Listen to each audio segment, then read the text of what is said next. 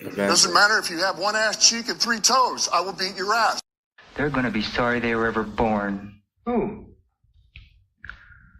All of them.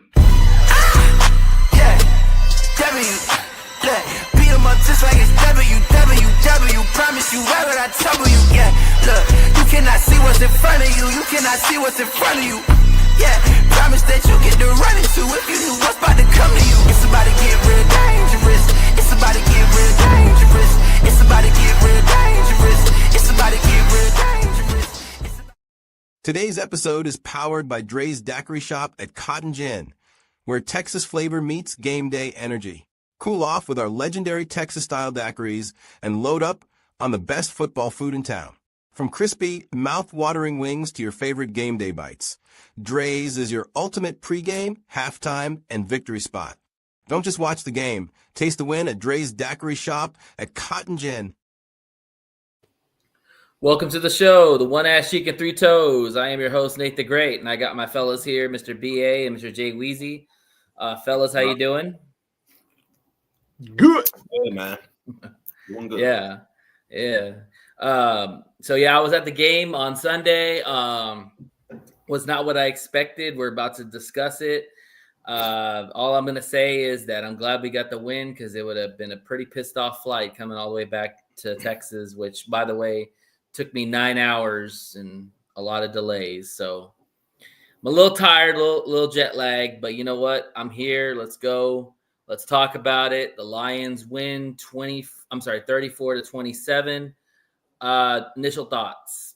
Go, whoever wants.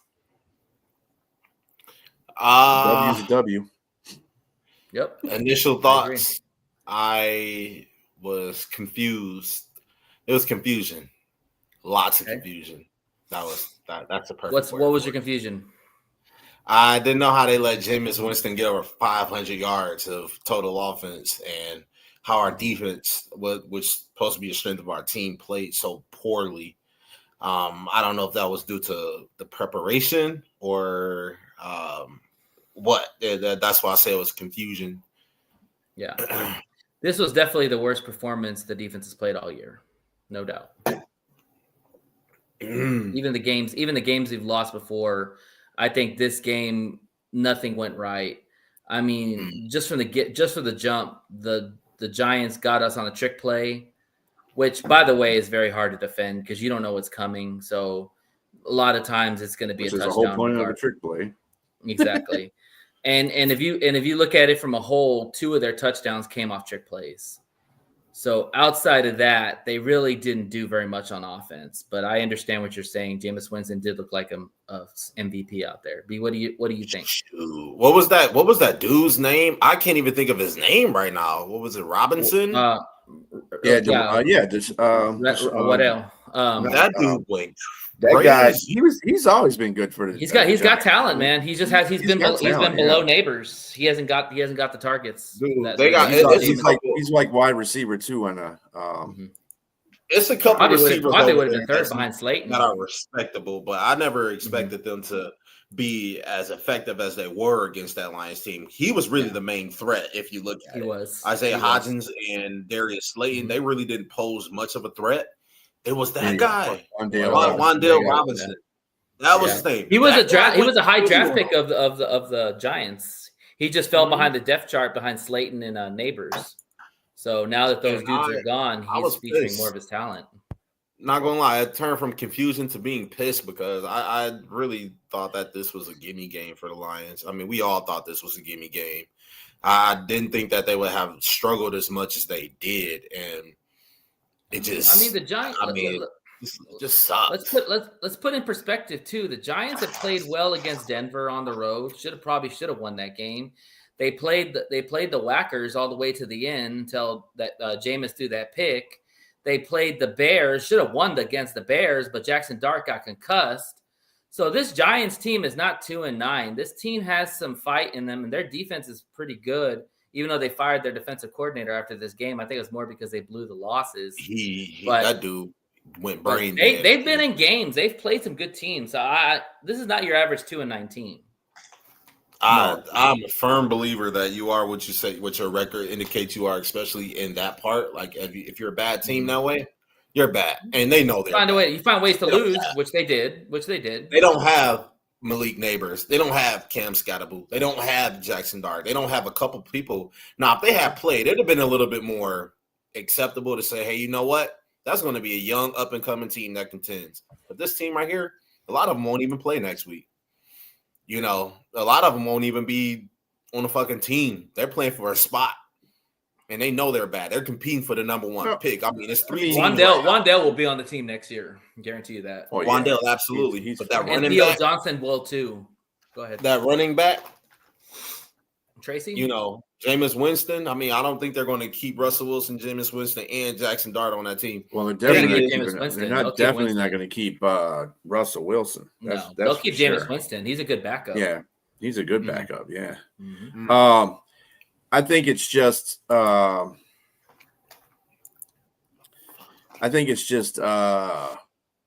What's up? It's just. I think it is the reason why they got bombed on like they did by the Giants is because they had no pass rush. Mm-hmm.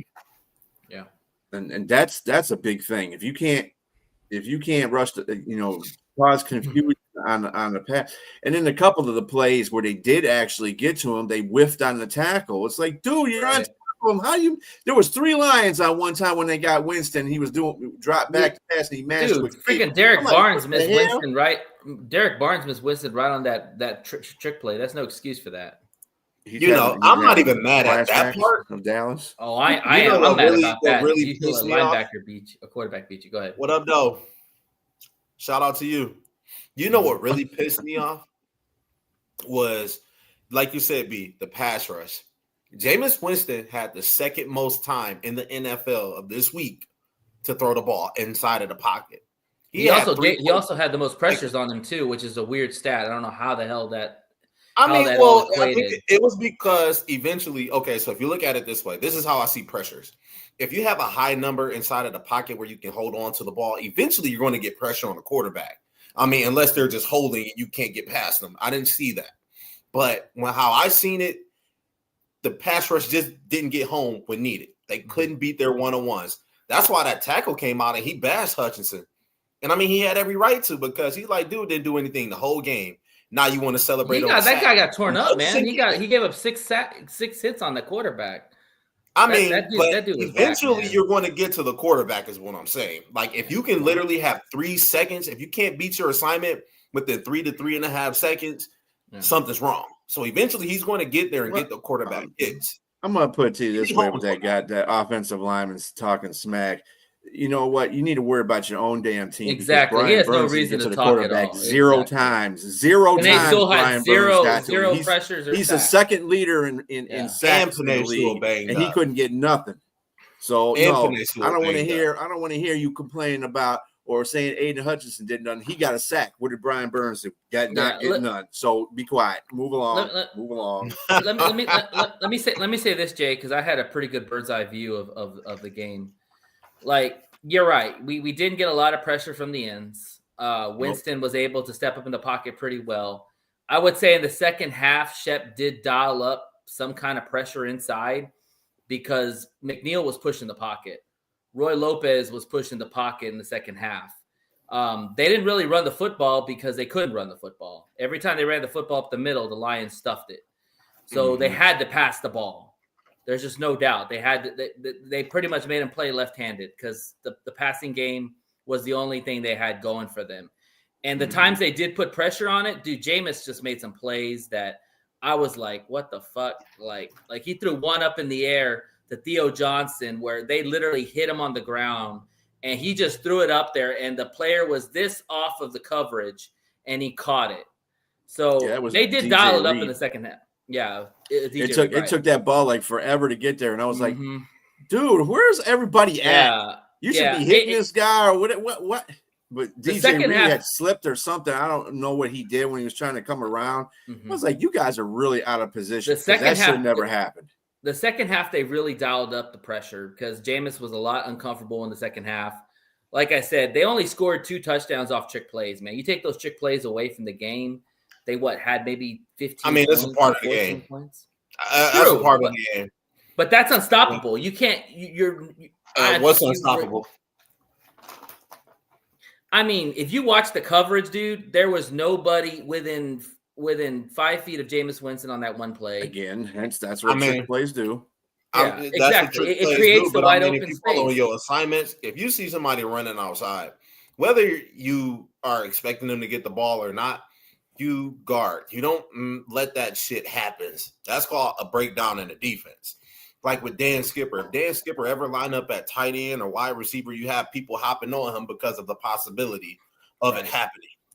You know what I'm saying? Like last year when Jared Goff had a receiving touchdown pass. Seattle had a breakdown in their defense because they didn't expect them to have the ball. Now, if somebody would have just been out there to kind of keep them at bay, do you think they pass them the ball? Probably not.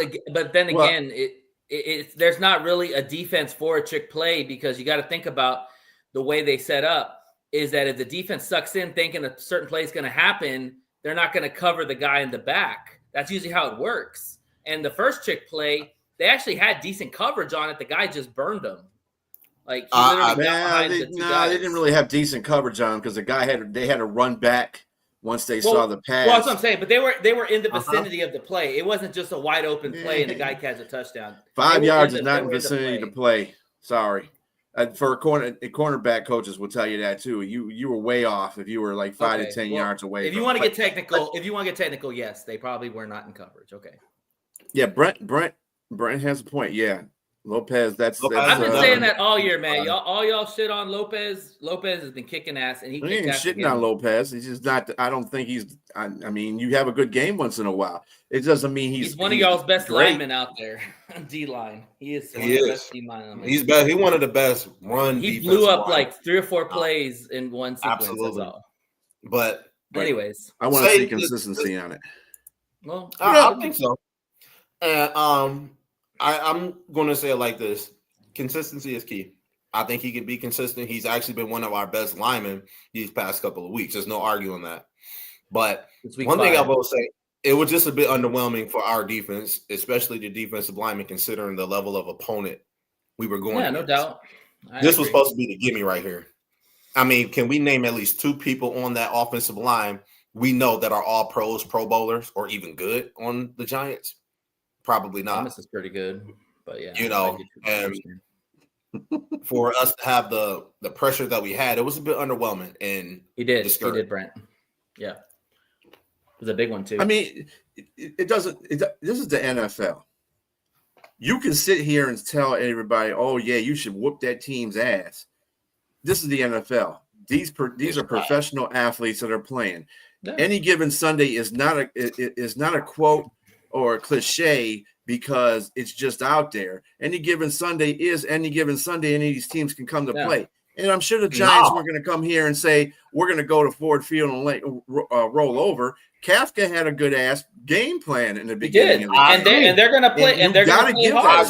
But I agree. But there's a but to that. So when we talk about being any given Sunday, we have to also recognize that when the Lions are coming off of a loss, that's usually when they are at their best coming off of a loss. I mean, look at it. When they came off a loss against Green Bay, they killed Chicago the next week. Coming off of a loss against the Kansas City Chiefs, you whipped the Buccaneers' ass. And coming off of a loss against the Minnesota Vikings, same thing, right? Next week, you put up 50-something up against Washington. But I think what against the Eagles, you were supposed to come in this game. It's been damn near 3 years since the Lions have went and had back-to-back losses and haven't scored double digits against their opponent, winning by double digits against their opponent after a loss. But I think what Go ahead. What were you going to say, Nate? I just think that what B's alluding to is basically like if you look at this week's slate of games, the Eagles had a 21-point lead and lost. Okay, to the Cowboys. Opponent. That's a little bit different because that's a divisional opponent. 49ers played like shit against the Panthers, and they won that game. The Chiefs played like crap against the Colts for a good minute, and then found a way to win the game. That's exactly what the Lions did. The Lions went out, they played like shit for a whole game, but they found a way to get a win.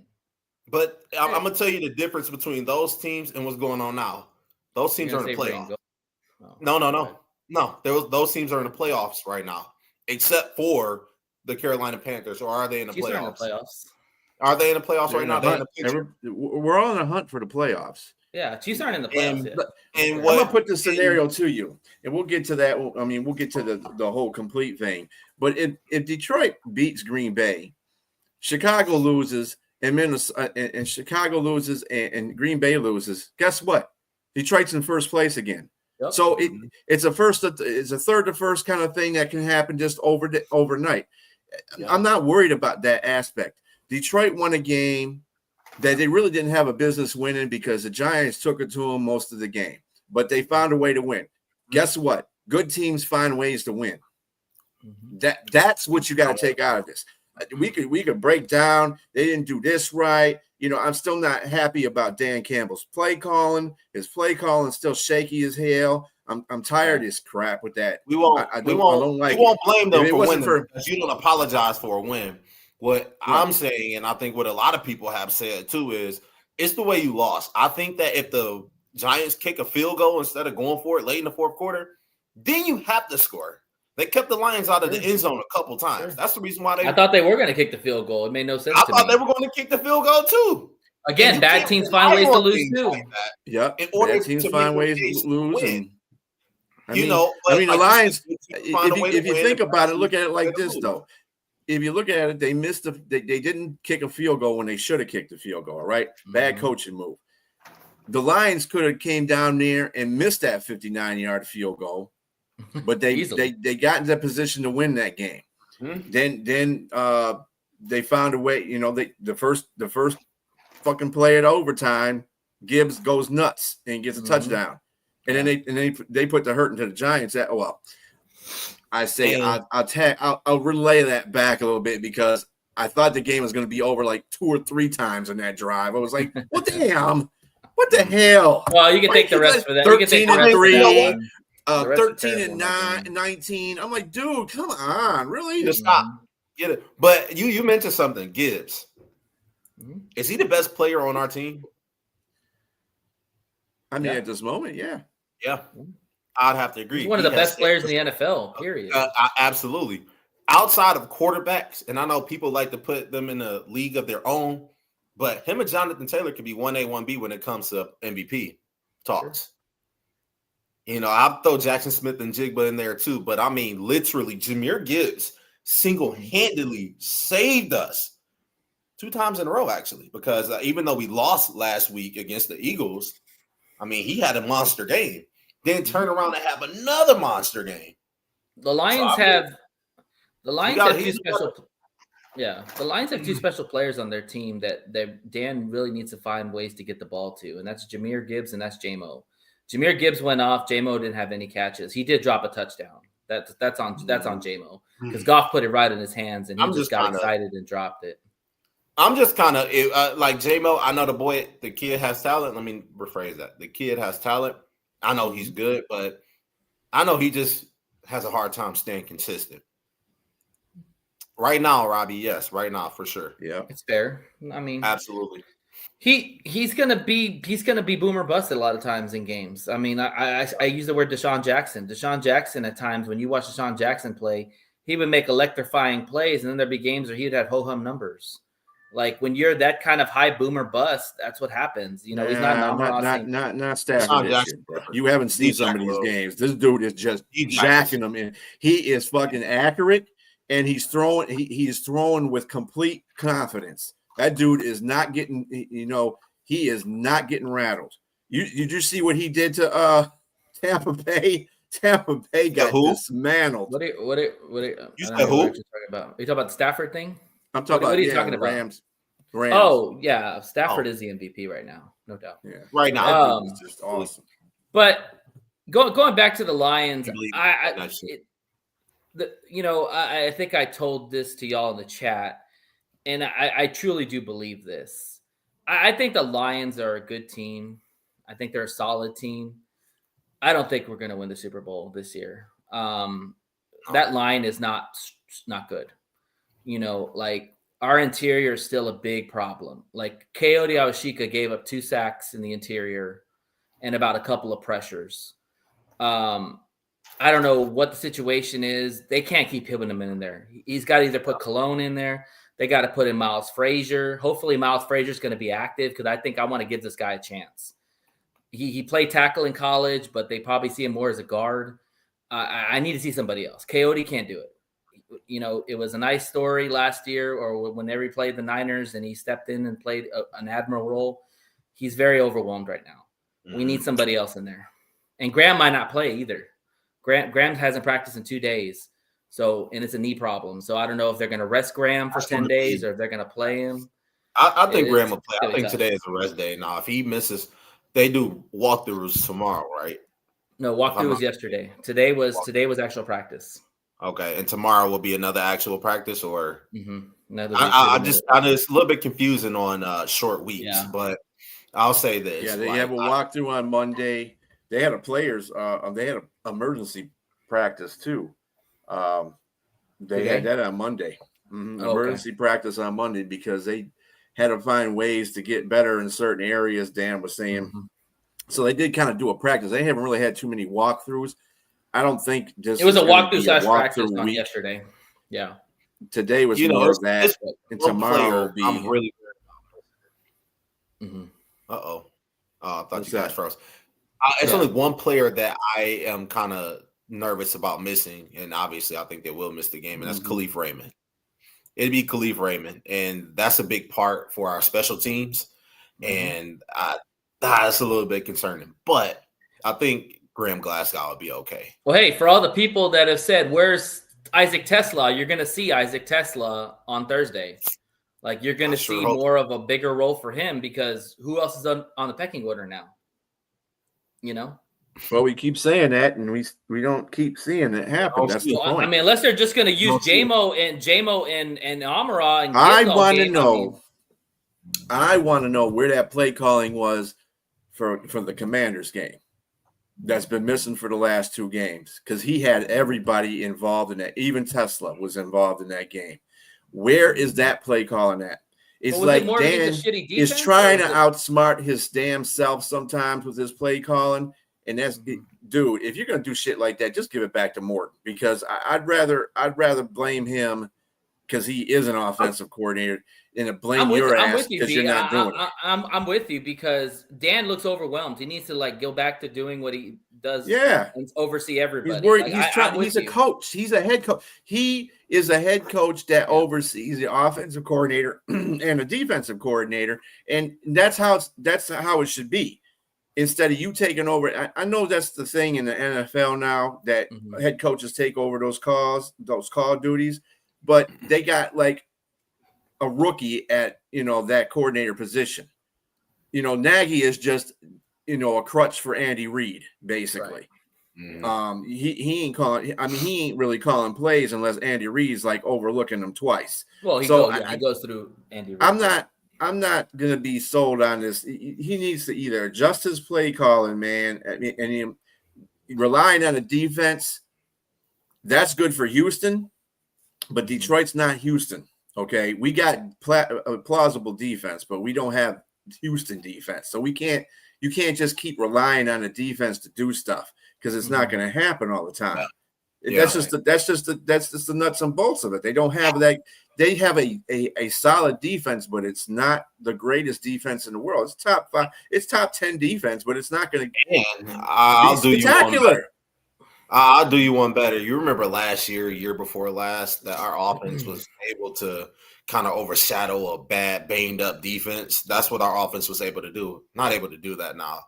And I think that because we had a great line too. We don't have a great line. Well, that's what I'm saying. That's what I'm saying. Those wrinkles are starting to show themselves a little bit more because the Lions can't even control time of possession. We're getting beat on time of possession by a lot of teams and kind of showing its way. But hold on really quick, Nate, because I think that when you look at it in this aspect, if you go 3 and outs like the Lions have been, and you've been a bad third down offense like the Lions have been, I think that kind of takes away from what the Lions want to do and how they usually run their offense. They're not able to do that anymore. right? Like our efficiency on 4th and 3rd down was much higher last year, whereas this year it took a significant drop. And once you are not able to get that 4th down that you originally were looking for, now you're putting your defense in a bad spot, starting on the opponent's 48, or in your own 48. Yeah, I'm gonna hit you with with the Lions a lot. Yeah, I'm gonna hit you with some stats real quick. That this is basically what it is. Goff is the 3rd most hit quarterback that's been hit, and he's one of the top quarterbacks in pressures allowed. Can't protect them. So that's all you need to know. If Goff is a mobile quarterback, if Goff is not a mobile quarterback, and he's getting hit as much as he is and getting pressured as much as he is, he's not sitting comfortable like he was last year, and that's a problem. Because if he's not sitting comfortable in the pocket, the throws are going to be shorter, i.e. check downs, which that's what they did with Gibbs. They checked it down pretty much the whole game. No shots to J-Mo, no deep shots. And I don't care what anybody says, losing Sam Laporta is a huge freaking loss. Absolutely. Because that was Goff's safety blanket in the middle. Sure was. And he's one of the best, if not the best blocking / receiving tight end in the league. Now, you can have a good receiving tight end in the league, Brock Bowers, Goddard, but when you're able to receive and block, that is a huge asset to be a tight end right there. To be able who had this? You know who had the 2nd most snaps as a tight end outside of Brock Wright? Who was it? Dan Skipper. Jeez. That's just to let you know that they're running. That's all you need to know. Tight end position. Exactly. And I'll give you one, Nate. I think that even if Jared Goff was a mobile quarterback, he'd still be in the same position. Oh, sure, absolutely. You can't play behind the bad line. Because Patrick Mahomes is that on that list as well of quarterbacks that has been pressured and hit and sacked the most. So they just can't. And this is something I'm going to do a mini rant on. For those fans out there that keep talking about, well, we need another quarterback because Goff is not mobile. Man, shut up. You don't know nothing about football. Do you they're figuring out Goff. No, it's called just figuring watch out football. the That's all you need to know. Figure out the interior line. How about that? Why don't you figure that out? When the interior line sucks, that's when your quarterback's not going to make good plays. Look at Lamar Jackson. And you say, oh, we can get Lamar Jackson or Josh would be better in those situations. Josh just got sacked for eight times by Houston. We sacked Lamar Jackson 8 times. So, no, being a mobile quarterback does not always help you out. It might help you out in certain situations, but it does not always help you out. You still have to play the quarterback situation, period. Let me ask you all a question. I want y'all's thoughts. What do you think about putting Goff in the shotgun? Well, then that means they have to go to a different kind of play calling. I mean, they're not going to be able to really do any play action. Yeah, that's the only thing I see. The play action would be hard. Yeah, he's not really going to be. But he'd be able to see it a lot quicker before he can get rid of it. That's the only thing I could say. I don't know. I just a thought because if the interior is giving up that much pressure inside, either you move one of the guys out, which is Coyote more likely is probably going to be the guy, or you got to do something with Goff. You either got to roll him out, you got to get him in some kind of movement because he's got to be on the run. Like you remember their placements when he says like you need to set up in the pocket like you're going to run. That's what he's got to start doing. He's got to roll out somehow or do something. It's going to be hard. But he's not. You can't make a standardized quarterback a mobile quarterback. Is not going to happen. I mean, but he can move. That's not what Goff is. No. He is moving a little bit. I don't see what he had no problems moving the last Brian Burns against the Giants. He broke Brian Burns. He broke Burns. Yeah, dude, and then he ran for a first down. Yeah. Well, so, then what y'all are saying? Then what y'all are saying is the answer is we need to get another lineman inside. Basically, absolutely. We need to we need our offensive line that we have now to work. That's what they need to do. But Coyote's got to go. We got to get some. But Coyote's got to be replaced. Regardless, we got to have different. If they got to go through different line changes, they're going to have to do it. They're going to have to make some changes. That interior line has to start blocking. Of course, yeah. We got to get somebody to plug that. I want to know one of the biggest Goff's. I think his problems is. I don't think he trusts his offensive line much at all. He moves. Nor should he. He's being pressured to hit all the time. And rightfully so. I think that's another reason why you're kind of seeing that disconnect between Goff and St. Brown because Jared Goff looks a second faster than what he usually is. He looks like he has to get the ball out of his hands faster than what he used to. And that comes from being hit, like you said, being one of the most hit sack quarterbacks. Goff is used to sitting pretty. He's used to sitting in the back. Exactly. He's not able to do that. So he gets happy feet and he ends up throwing the ball in the dirt or actually taking a hit from a defensive lineman. Mm-hmm. He just looks like he doesn't trust his offensive line. His offensive line has to step up and protect him more and better. I think honestly, and this is just to wrap it up, I think honestly, we have to find ways to keep running the football. We're third in the NFL in running the football. Yes, a lot of that is because of Jahmyr Gibbs, but who cares? He's on the running back. So we need to find ways to keep running the football and staying ahead of the chains. If we can do that, we'll be all right. If we get down in distances, we're screwed because he won't have the time, and our sometimes our receivers aren't getting separation. Well, they're I don't think the total thing is on Goff about him and Brown. I think Brown is losing concentration levels too. I've seen him drop balls that were perfectly placed. Yeah, he's also playing hurt too, I think. Yeah, I'm not buying it. He might be playing hurt. I'm not sure how true that is. Allegedly, that's just alleged. What up, though? His wrist. My man. That's just alleged. I don't know about anything else, but yeah, that's all I'll say. Like Penei Sewell, he's going to play through his injuries. They're not going to sit out games. They're warriors and they're going to play through it. So he just got to catch the ball. That's it. Yeah, I'm not buying. Somebody was showing like his wrist was hurt, and they were showing it because he was on a podcast with it. His podcast with it, but a couple of the passes he dropped were off his fingertips, so that's not an excuse. Sorry, he doesn't have the concentration right now for some reason. His concentration is low. But anyway, you better get concentrated because he's a vital. Stop catching balls with mayonnaise and all this stuff and catch it with It's that jug machine. That's all I gotta say. Get out there and catch 101 balls, exactly. man. If you can catch with mayonnaise, you can catch a football. That's all I gotta say. No, he's got to catch 301 because he always does catch like 205 or some shit like that. Yeah. All right. Well, welcome to the show, Liz. What's up, guys? I'm gonna go ahead and jump into the Pic Ems. B, you want to do your rankings real quick? Oh, yeah. Hold on a momento.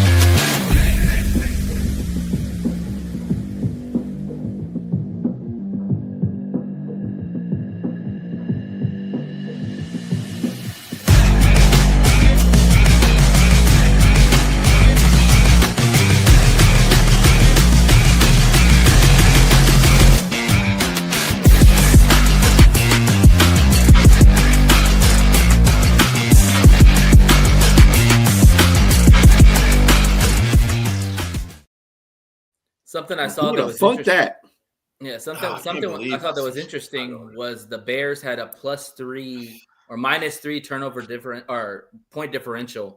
That just tells you right there. They're 8-3. They're technically right now above us right now in the division, and they have a negative point differential. That tells you right there that they are playing within the margins, very thin margins.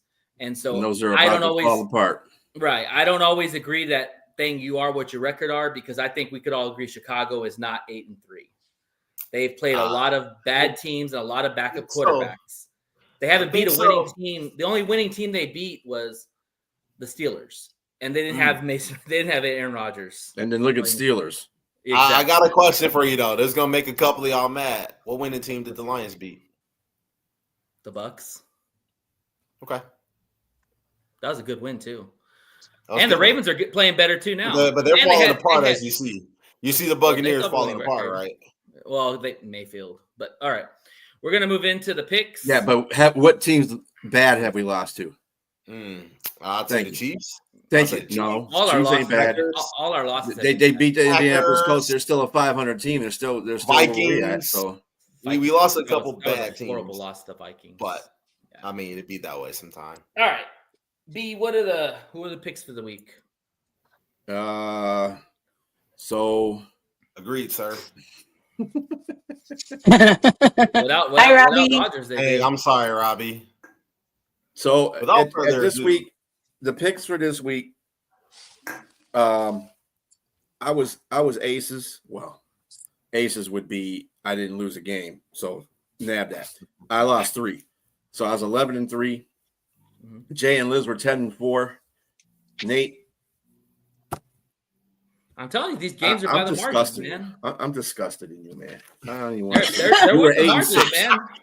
You were 8-6, man. It's Come still on. winning record. It's still winning. Hey, I don't take the favorites all the time. I'm just saying. I'll just say that. Oh, okay. I actually take. That's I on don't take a you, favorite. but that's on you. I go with my gut. You can sit there and make that Most of the time, excuse. there's going to be but- some upsets. There's going to be some And upsets that's- sometimes. Yeah. Not well, Oh, everybody's it was you. favorites. 8-6. That's an upset. I'm okay. Jay- 8-6 is Jay- a winning record. Jay leads everybody 106-53. Aw. Number 2 is me 101-58. And Liz is 97-62 in third, and Nate is 95-64 in fourth. Nate, It's 2 come on. games. Come on, Nate. I got faith in you, bro. Bro, these games go down to the margins, man. Dang, B, you're winning Literally. the fantasy? Literally, Fuck could yeah, I flip. am. Beating that ass. All right, let's get started. All right, first game on the docket. We have the Chiefs and Cowboys. Chiefs are 3.5-point favorites on the road. B. I'm taking the Cowboys again. All right, Jay. Give me the Chiefs. I was about to call them something else. Give me the Queefs. Chiefs. Liz? Man.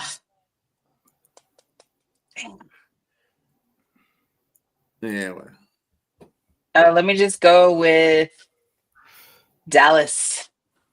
I'm taking the Chiefs. All right, Bengals and Ravens. Ravens are 7-point favorites at home. B. Oh, God. I'm going with the Ravens. Ravens. And they Liz? cover. Now, just keep in mind, Higgins is out, but Burrow may. I think Burrow. I Burrow's think may Burrow's may out. play. I think they rule Burrow out. Burrow's going to play? No, he's gonna play. He may. Is he? He What? may. He practiced last week, and he's And probably Chase is back. yeah. So He's gonna play. just and I'm Chase just is putting that out there. Doesn't Chase mean is it pissed too. it's not going to make me no difference. I'm still picking the Ravens. Yeah, Liz. I'll go with Burrow. Wow. Would you taking- have Jay? I mean Nate. You take it. Sorry. I'm taking the Ravens. Yeah. Okay. All right. Bears versus Eagles. Eagles are 7-point favorites at home. B. Really? You think I'm going to take the Bears? Okay. Jay. Yeah, give me the Seagulls. Liz. Eagles. Yeah, Eagles too. All right. Browns versus Niners versus Browns. Niners are 4.5-point favorites on the road. B. I got the Niners. Okay. Jay. Give me the Browns. I think they ride hot, man. Give me the Browns, bro. Yeah. Yeah, You I'm going Browns, too. Liz? I'll take the Browns. Yeah, me too. All right. Cardinals versus Bucks. Bucks are 3-point favorites at home. B.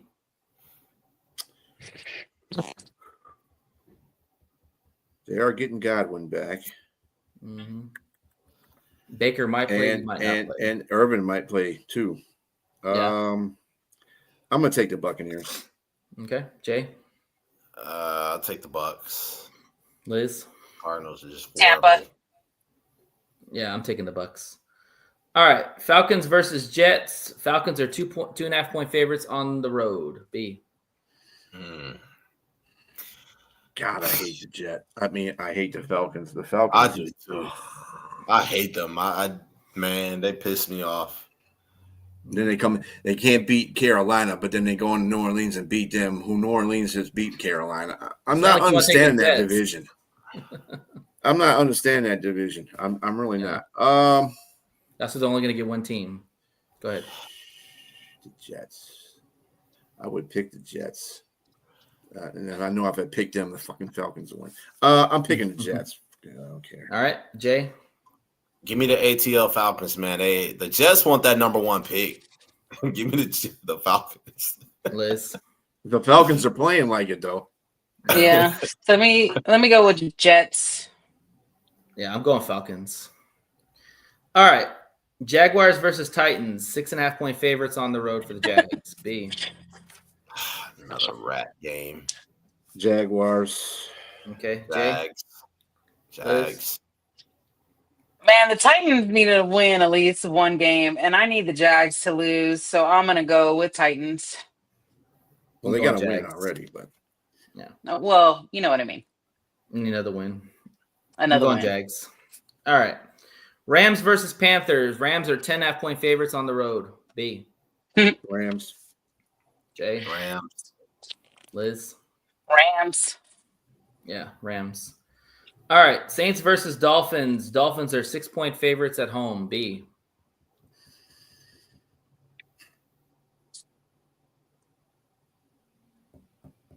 I'm gonna go Dolphins. Okay. Jay. What's the game again? Saints versus Dolphins. Dolphins are 6-point favorites at home.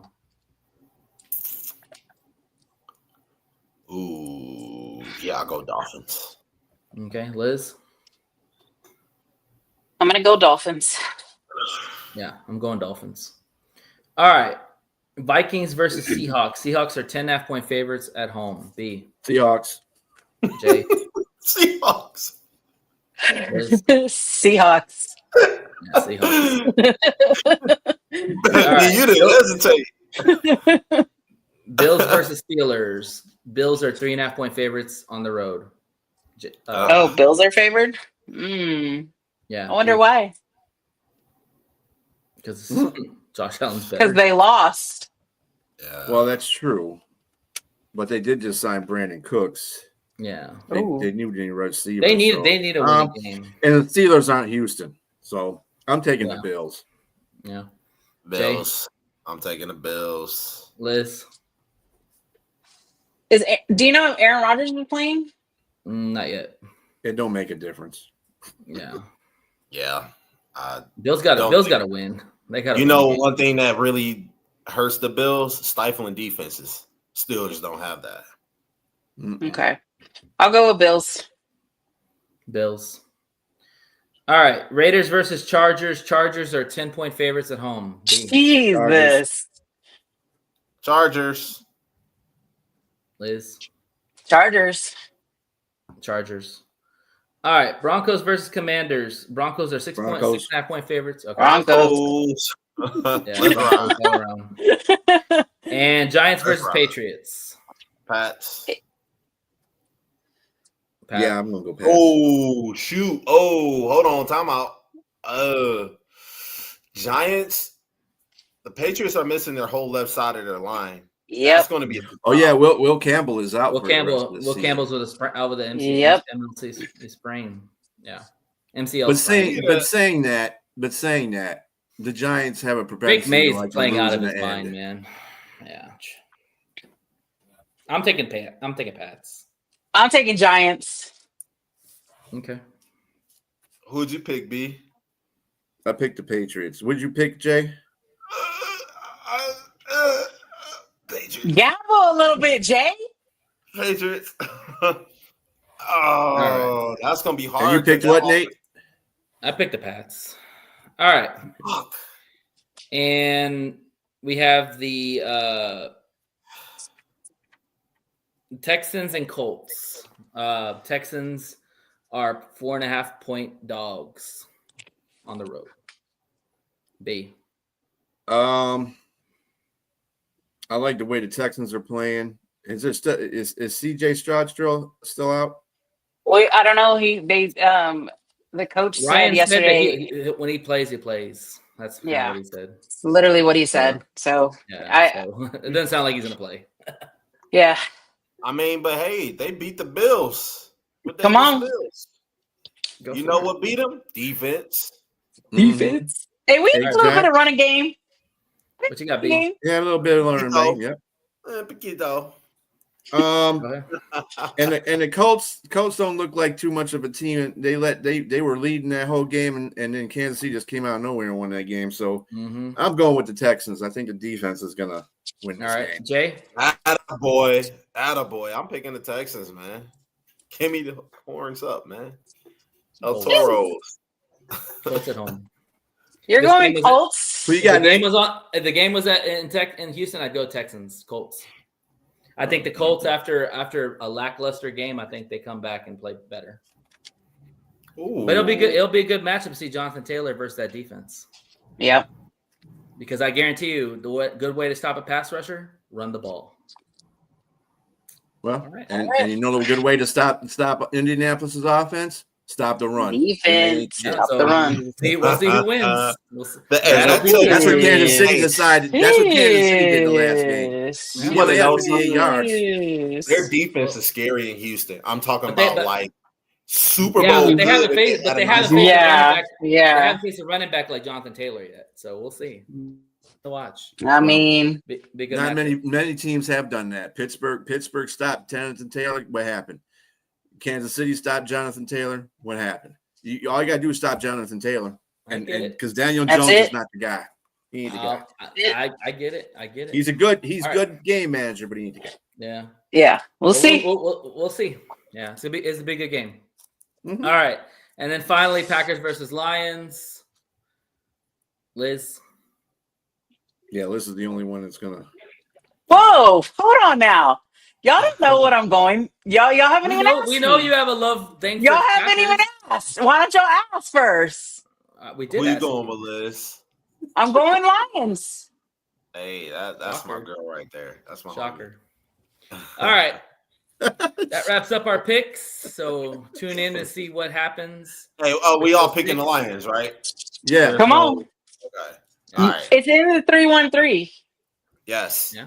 Jordan Y'all, Love, it's going to be a good game. In order for y'all to get to the bowl, what do y'all need to do? In order for y'all to get to the bowl, what do y'all need to do? Who needs to lose?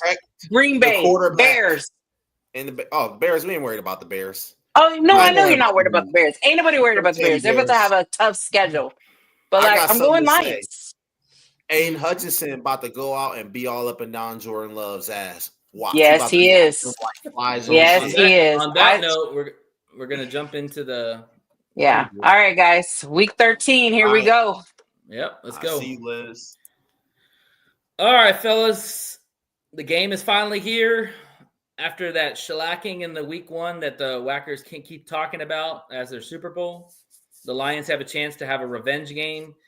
I do expect the Lions to come out and play a more complete game on all phases. They've yet to do it all season. I think that for whatever reasons, they play hard against the Packers. You know, Amon-Ra said himself, when he had that injury, he says, I couldn't be out for the Packers game. So you know that they always sharpen their tools when it comes to playing the Packers. So let's get into it. What are your initial thoughts of this matchup? I'm going to say one of the thoughts that I have and I'm having now is how well will they protect Jared Goff? And reason why I'm saying that is because we all could agree upon the interior protection is just horrific. So that kind of makes me think, does LaFleur line Micah Parsons over the center, knowing that they're banged up right there in the left guard? He's gonna line him up. He did it last everywhere. game. Yeah, he did gaps and that's kind of a big weakness of the Lions. So I want to know how many snaps is he going to take there? If they can protect him, I think if they can protect him enough, I think they can beat the Packers, because the Packers are not a good offense after losing Tucker Kraft and with Josh Jacobs being banged up, and we see how LaFleur is calling the game. He's running the ball on every first down. Look up the stats. He's playing not to lose a little bit. He's playing not to lose, and I think they've become a little bit predictable themselves. So while a lot of people think the Lions are predictable, look at the sequence of the Packers. It goes run, run, pass, run, run, pass, and especially with the subtraction of Tucker Kraft, that's going to be a big, big component of this game right here. So if the Lions can protect him, Jared Goff up the middle, stop the run, they whipping the Packers. Watch. Just watch and see. Okay. What do you think, B? I don't know about whooping the Packers, but I'm gonna tell They you gonna what whip the 'em. Packers are gonna do. I hope The Packers are gonna tough. the Packers are gonna do the same. The Packers are gonna try to do the same thing defensively that they did the first game. That's how vanilla that they're going to be. They're going to think that they're going to be able to do the same thing they did the first game. So they're not going to change that. But to your point, Jay, they are changing that because I'm going to tell you what. Once that starts getting out in the NFL, and it's been I've heard different analysts been talking about how the Green Bay is running on first down and blah blah blah. If they're hearing it from all over the place, I'm sure LaFleur is going to say, "Yeah, I hope that the Lions are hearing this too because." We're going to be throwing it on them, and they will throw it on us because our secondary is banged up. Yep. So just remember that, and that's what they'll probably come out throwing, and I wouldn't be surprised. And Jordan Love does take shots. He takes shots. You know something else too? I hear Jordan Love is dealing with a messed up AC joint in the shoulder. So we'll see how effective he can be throwing the ball that way. Hit him in the arm. Then get in his grill and hit him. That's what you do. Yeah, legally, don't get a 15-yard penalty. So I think this is kind of funny because, like this last game against the Giants, our interior was probably the biggest weakness, and our tackles played pretty solid. This Packers game, our tackles are going to be under a lot of duress. Because either Parsons is going to be on one side, Rashawn Gary is on the other side, and then, of course, they'll put Parsons in the middle at times. So there's going to be a lot of pressure on the tackles to hold their own. I do think the interior can do a decent job if they can hold Parsons inside. Or I don't know who's going to be playing in the middle for the Packers. I think Watt was Devontae Watt, I think, the guy from Georgia. I think he should play. But he's not Kenny Clark, so I'm not too worried about that guy. Really, the only guy that really hurt us in that Packers defense is Micah Parsons. He was everywhere that first game. And he really didn't do too much of a job. I think what it was a combination the pressures, of a bunch of the other linemen doing it because they were, because at the time the Lions were kind of focused on Micah Parsons. They weren't focused on anybody else on that line. Right. So that's the reason why it seemed that he was getting all over the place because the focus was on him. Sure. But other players were making the plays. To be fair, and Lucas Van Ness is another guy that we have to watch. He's out. According to what I saw. Oh, well, LaFleur said he doesn't think he's going to play, but I guess we'll find out. We'll see. But the thing is that we also have to remember that was week one. They had no tape of Micah Parsons in a Packers uniform, so everything they used was based on what the Cowboys had, which is a whole different defense. So now that the Lions have had time to watch tape of Micah Parsons playing defense and how they use him in the defense, I think they should have a better feel going forward of where he's going to line up, what his tendencies are, and all that stuff. Now that he's in the Packers uniform, I think that first game was just kind of we got to figure it out situation, and obviously with a new lineman, it was a shit show. Tate in there, Mahogany, guys that hadn't played together. Graham was at the center position. They hadn't played together. So it was a lot of miscommunications, and it showed. I expect this game to be a little bit more cleaner. But like I said, I think the pressure is going to come more from the edges with Rashawn Gary and Micah Parsons. And Taylor Decker struggles with those fast pass rushers. He always does. He's just not a good match. He did a good job the other day against some really good pass rushers. 3 of them. Actually, yeah. Panay Sewell held his own. I'm not worried about Panay Sewell, but yeah, Decker. You need Decker to play well. Absolutely. Well, let's see. For the Lions right now, we have 5 people that probably won't play. Mm-hmm. I wouldn't say Glasgow's not going to play. Of course, Kirby's not going to play. Pascal's not going to play. Khalif Raymond's not going to play, and Brock Wright, another one of our tight ends, is not going to play. Terrion Arnold's still working out from a concussion. Terry will play. Why they got concussion? He'll play. He'll play. Everybody else should be good to go. Everybody else is everybody done. Marcus Davenport's going to come back. That's a relief. Miles Frazier, you got to put him in there as guard. He's coming back. So Sayon Vaki's going to be back. He's got limited practice, but he's playing. I mean, you got guys in here that are going to play. I'm not really worried. They just got to find a mix in the offense, interior offensive line that'll work for them, and stop the interior rush. If they can do that, they're going to win this game handily. Because if you can't stop Goff back there, it's over. Right. I do have to ask a question with really quick with essentially no tight end to be able to take the middle of the field away from Brock Wright or from Sam Laporta. What do the Lions do? How will that affect their offense, though? That's something I have to ask. I'm hoping Brock plays because we don't have another tight end. Maybe Dwelly or they use Jumbo with Skipper, but that's only for max protect and that's only for run plays. They will have no. Maybe they're kind of holding out with Brock Wright as well because I mean, there's not much tape on Brock Wright. I mean, everybody really prepares for Sam Laporta, and while Brock Wright has filled in that role, I mean, do they really know how to prepare for Brock Wright? Considering you only got maybe 2 games you can go off of, a couple games you can really go off of. I don't know. So is he out for sure, B, or he just didn't practice? He had DNP for 2 days. Okay. If he's DNP again on a short week, on a short week, DNP is not good for 2 days. Yeah, exactly. That automatically puts you basically in the out to doubtful category, which is out anyway. So it's probably going to be Ross Dwelly, and it's probably going to be Skipper.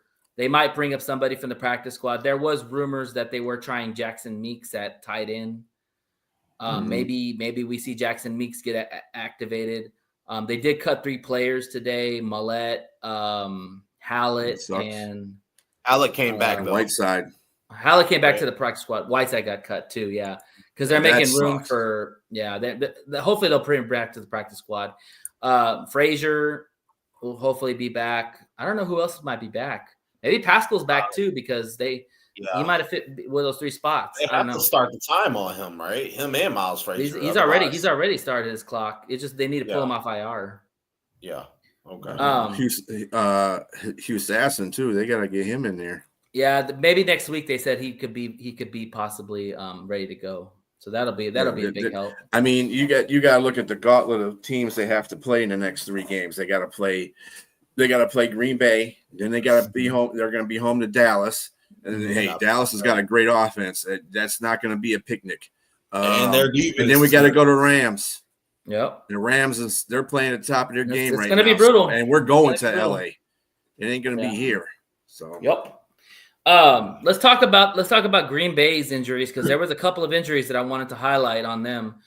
Josh Jacobs is possible going to play, maybe not. If he was game time the last game and they sat him out, I don't see why they would play him this game because they got 10 days after this to let him rest. So if he wasn't even ready to play that last game, I don't know why you put him out there, but that's just me. I will put if I were the Packers, I'll play him. This is a very important. He has game. 2 LPs. He's going to play. Oh, he did. Yeah. Okay. Yeah. Okay. You got. What about Nixon? Josh Jacobs. Did Nixon play limited? Because Nixon was out. He got knocked. He got concussed. No, he had a neck injury. Okay, neck injury. He had limited playing time, but he was a DNP yesterday, so that's probably up in the air. I kind of heard that he wasn't going to play. Time. Yeah, I heard. I kind of heard he wasn't going to play, but I've heard that from a couple news sources, not everyone. Let's see. So Nixon's right. out. Van Ness will probably not play. You're right about that. He had 2 DNPs. Hobbs, Savion Williams, what nobody cares about because he's a tier 8 receiver. Defensive tackle Kyle Brooks. He's going to be a DNP. He's going to be out most likely because he was out last game too. Yeah. So what's good? Let's see. Everybody else looks like they can play. Matthew Golden was out last week, but it looks like he's going to play this week. He's got a wrist injury too. You want to know Nate something? Hobbs will probably play. Yeah. Go ahead, Jay. You remember not last year, but the year before last. Remember the Packers came in on Thanksgiving all banged up, and they came in and won. Mm-hmm. I think that this game is going to be kind of similar because a lot of important pieces for the Lions are missing. I think the Lions about to take it to the Packers, man. That's just my observation. I mean, you look at the losses. The two biggest losses on the Lions right now are Kirby and Laporta. I mean, outside of that, they have reinforcements coming. I mean, Frazier's going to come in the O-line. They still have Cologne. On the defensive side, they're getting they maybe get Pascal back. They're getting for sure Davenport back. Arnold should play. So I mean, this is probably the healthiest secondary has been in a minute. Meek goes back to the nickel. Terrian plays opposite of DJ Reed. And Harper's been playing well, man. I don't think Harper's getting enough credit, man. Harper, that was a great claim by Brad Holmes. Holmes claimed him for got that interception. It's working right now. It's working right now, but Kirby is definitely a hit. Oh, yeah, we would love to have Kirby back. I actually think he's a bigger loss than Laporta right now on that defense because he's the captain of that defense. And you know what? Every great defense has a great safety on it. Right. Yeah, I agree. And he takes the ball away. That's what his MO is. Right. So, for sure. But Harper's played well in the role. He hasn't really had a lot of misses. Harper actually gets interceptions. Did you see the one he got last week? Yeah, that was huge. That was huge. Absolutely. Yeah. Harper does. And then Brian Branch is Brian Branch, man. I mean, you got to live with Brian Branch's antics, but he still makes plays on the field, man. He's been all over the field. He covers well. He's a missile. The thing with Brian Branch is every hard hit Brian Branch gives is going to be a 15-yard penalty. I'm just accepting it. Absolutely. Because even that wallet. Yeah, because even that last hit, he led with his shoulder. I saw that as clear as day, but he did hit the helmet. So, whatever. Fucking football league. It's become pussy sport. Sorry. No, anyways. Seriously, and I think that kind of it's bullshit. He's looking low with the shoulder, man. That was not a personal foul, but it doesn't make a difference. He's made his reputation is exactly him, that's what it is. It's a rep. You know what they need to do in this situation? I really think what they need to do is put Branch back at nickel. What about I really do. What does Meek can play? He can make. He can be interchanged with Arnold or DJ. DJ Reed still got to get ground beneath him because I saw that game he played was okay, but he got beat a couple times real bad, and it wasn't because his hand is not in. His head's not in there. Yeah, he's rusty. He's the first time he's been back in almost 6 weeks. So I mean that's fine. You can make Meek and Brian Branch interchangeable. Either way, I want to see Branch. To me, his safety play is okay, but it wasn't better than his nickel play. Sorry, there's this. Well, he's more of a box. He's a box safety. He's not a free range safety. That's what Kirby's job is. But the thing is, when you take away Branch from the safety position, who do you put back there? Do you put Maddox and Harper? Avonte Maddox. I'll put Avonte Maddox back there. I put Maddox back there for sure. Absolutely. I think he did a good job against Philly when he played. And then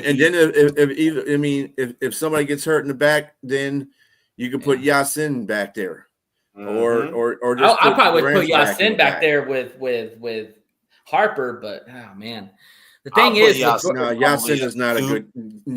Come on, dude. Yasin is not the safety. Maddox is the safety. I haven't seen Maddox really do anything so far. I mean, he had a couple good plays against Philly. I haven't seen Yasin play the safety spot well. I've seen him play corner well, but I haven't seen him play safety well. But also too, we got to think about it that you mentioned earlier. Jordan Love does love to take shots. He's not an intermediate thrower. He's a take shots kind of guy. And that would work for him if he actually can be accurate with everything he throws long.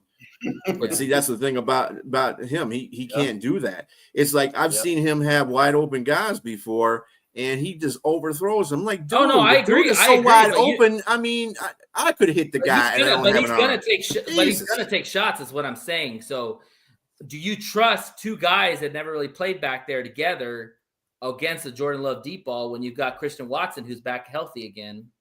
Remember the last time they came to Detroit and Thanksgiving, Christian Watson had a huge game. Avonte Maddox and Branch would be nice back there. Having Meek over at the slot would be nice too. I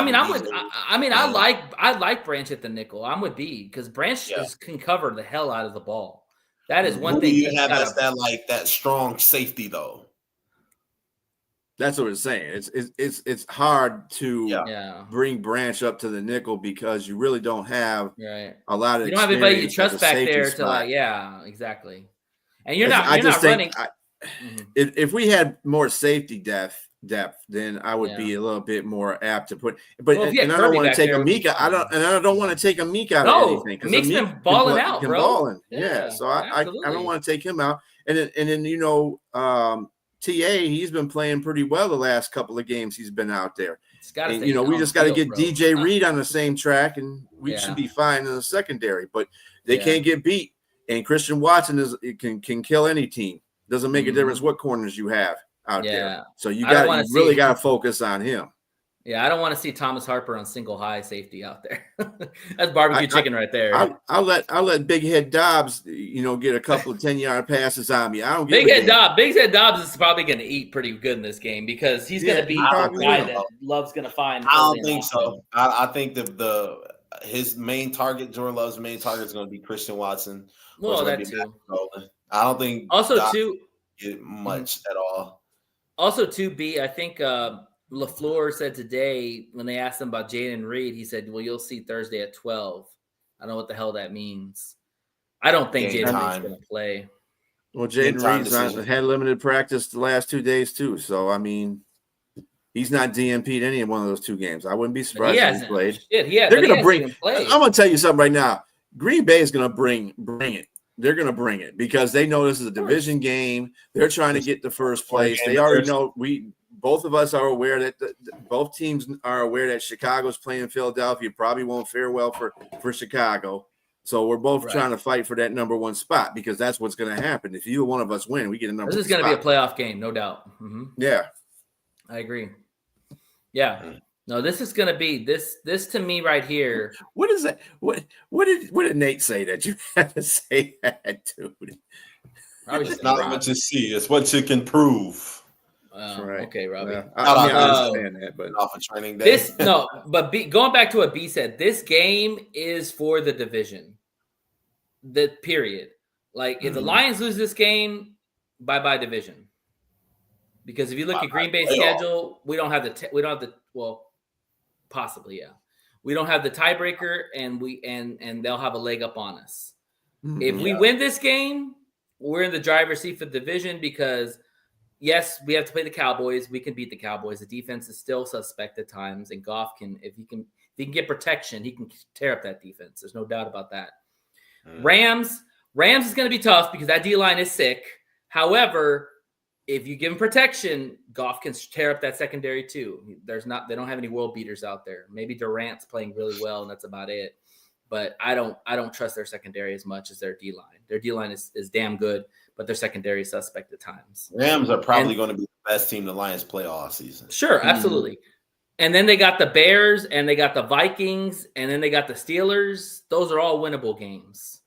So this is the game. We have to get this game. If we don't get this game, it's definitely bye division, and it's possibly out of the playoffs if we don't burn the table.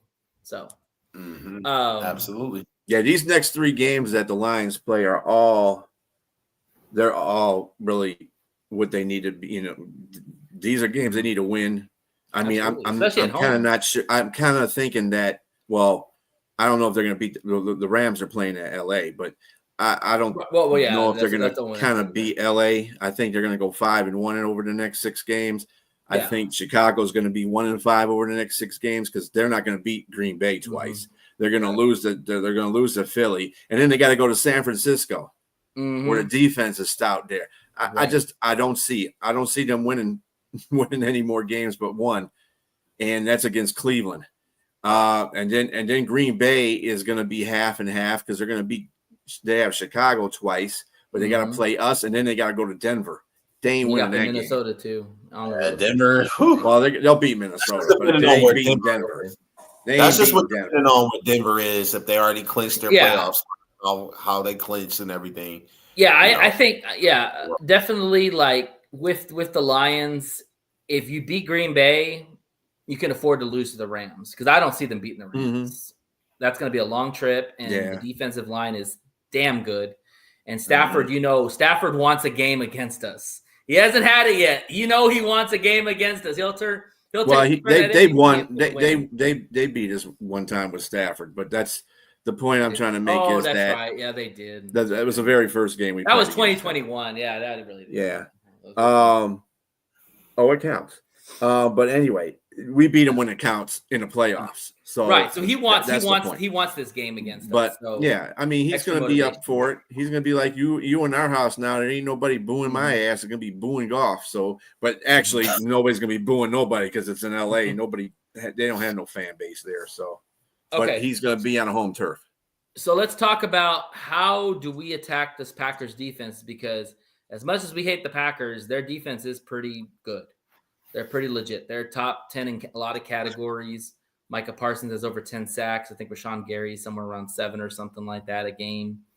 Their linebackers, Cooper and Devontae Water, 2 speedsters on both sides. So, their cornerbacks, if Nixon's not playing, it's going to be barbecue chicken for our receivers. Definitely can have some good games. But how do you attack this Packers defense? We'll start with UB. Well, they're going to have to get the run. I mean, if they're going to do Lions football, they're going to have to start running that ball effectively. And that's what stopped them the first time they played the Packers. What they did, like I said, they got to find out some line combination that's going to work in that interior line. That's the whole key. Yeah. It's been the whole key for the whole season. I didn't say that. The Lions go how the interior line goes. If the interior line plays well, they're going to play well. If they don't, it's going to be a long-ass game.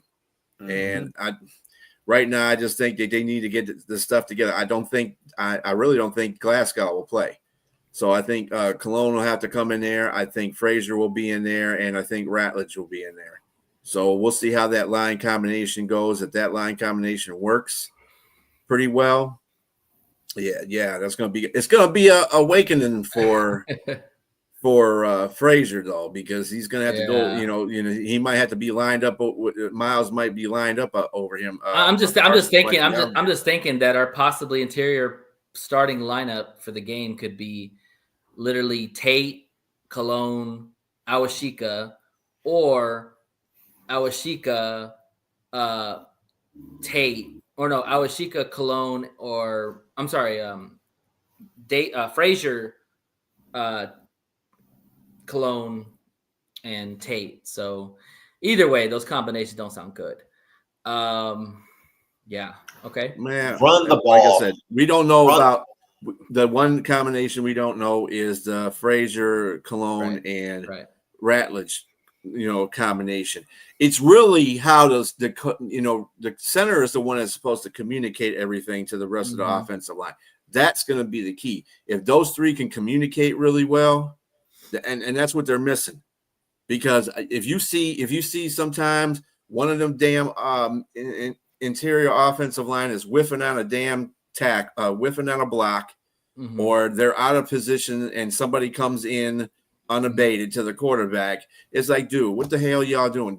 Are you not communicating? You're standing right next to each other. How the hell you ain't communicating? Or at least give some resistance. Shit, like don't let them just go by. A big thing that the Lions are going to have to do. They're going to have to attack their interior defensive line as well. Because look at the 3 to 4 Packers. Well, I'd say 3 losses that they have and that tie they have. What did those opposite teams do very well? They ran the ball. Yep. I mean, the fucking Panthers ran for 160 yards on them. Look at what the Browns did. It might have to be one of those games where we have to put up over 150 yards. What Dallas did. See what they really need to do. What they need to do is look at what the Panthers did. Now, Panthers are a perfect example. They didn't let Micah Parsons had no stat line in that game, really. And they ran the ball effectively. So they got to understand, they got to see some of that game tape and say, look, this is what we need to do. Now, everything's based on personnel, because our personnel is not their personnel. Their personnel is not our personnel. So it's different. Right. But they got to find some kind of scheme so that Green Bay is not tagging off on our damn quarterback because we can't run the ball. We got to run the ball. Yeah, run the ball. 100%. Let Jahmyr Gibbs go off again. You want to know what? This is why we have Jahmyr Gibbs. Let Jahmyr Gibbs go off. Let him break off. At least open up a hole, a crease big enough to where he can break away speed. Because if he can get past that defensive tackle, God only knows what he can do. He can break off 74 yards. He can literally. I'll go better. Yeah, I'll go better one for you. Get him in space. Like Dan Campbell. Dan Campbell has to get Jahmyr Gibbs and JMO in space, because those guys, when they get in space, they are almost unstoppable to cover because of their speed and their burst and their cuts and all that.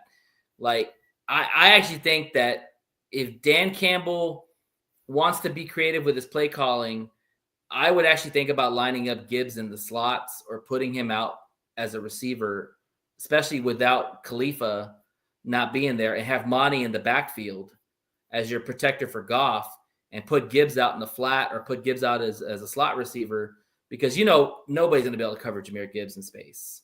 It's almost impossible. Absolutely.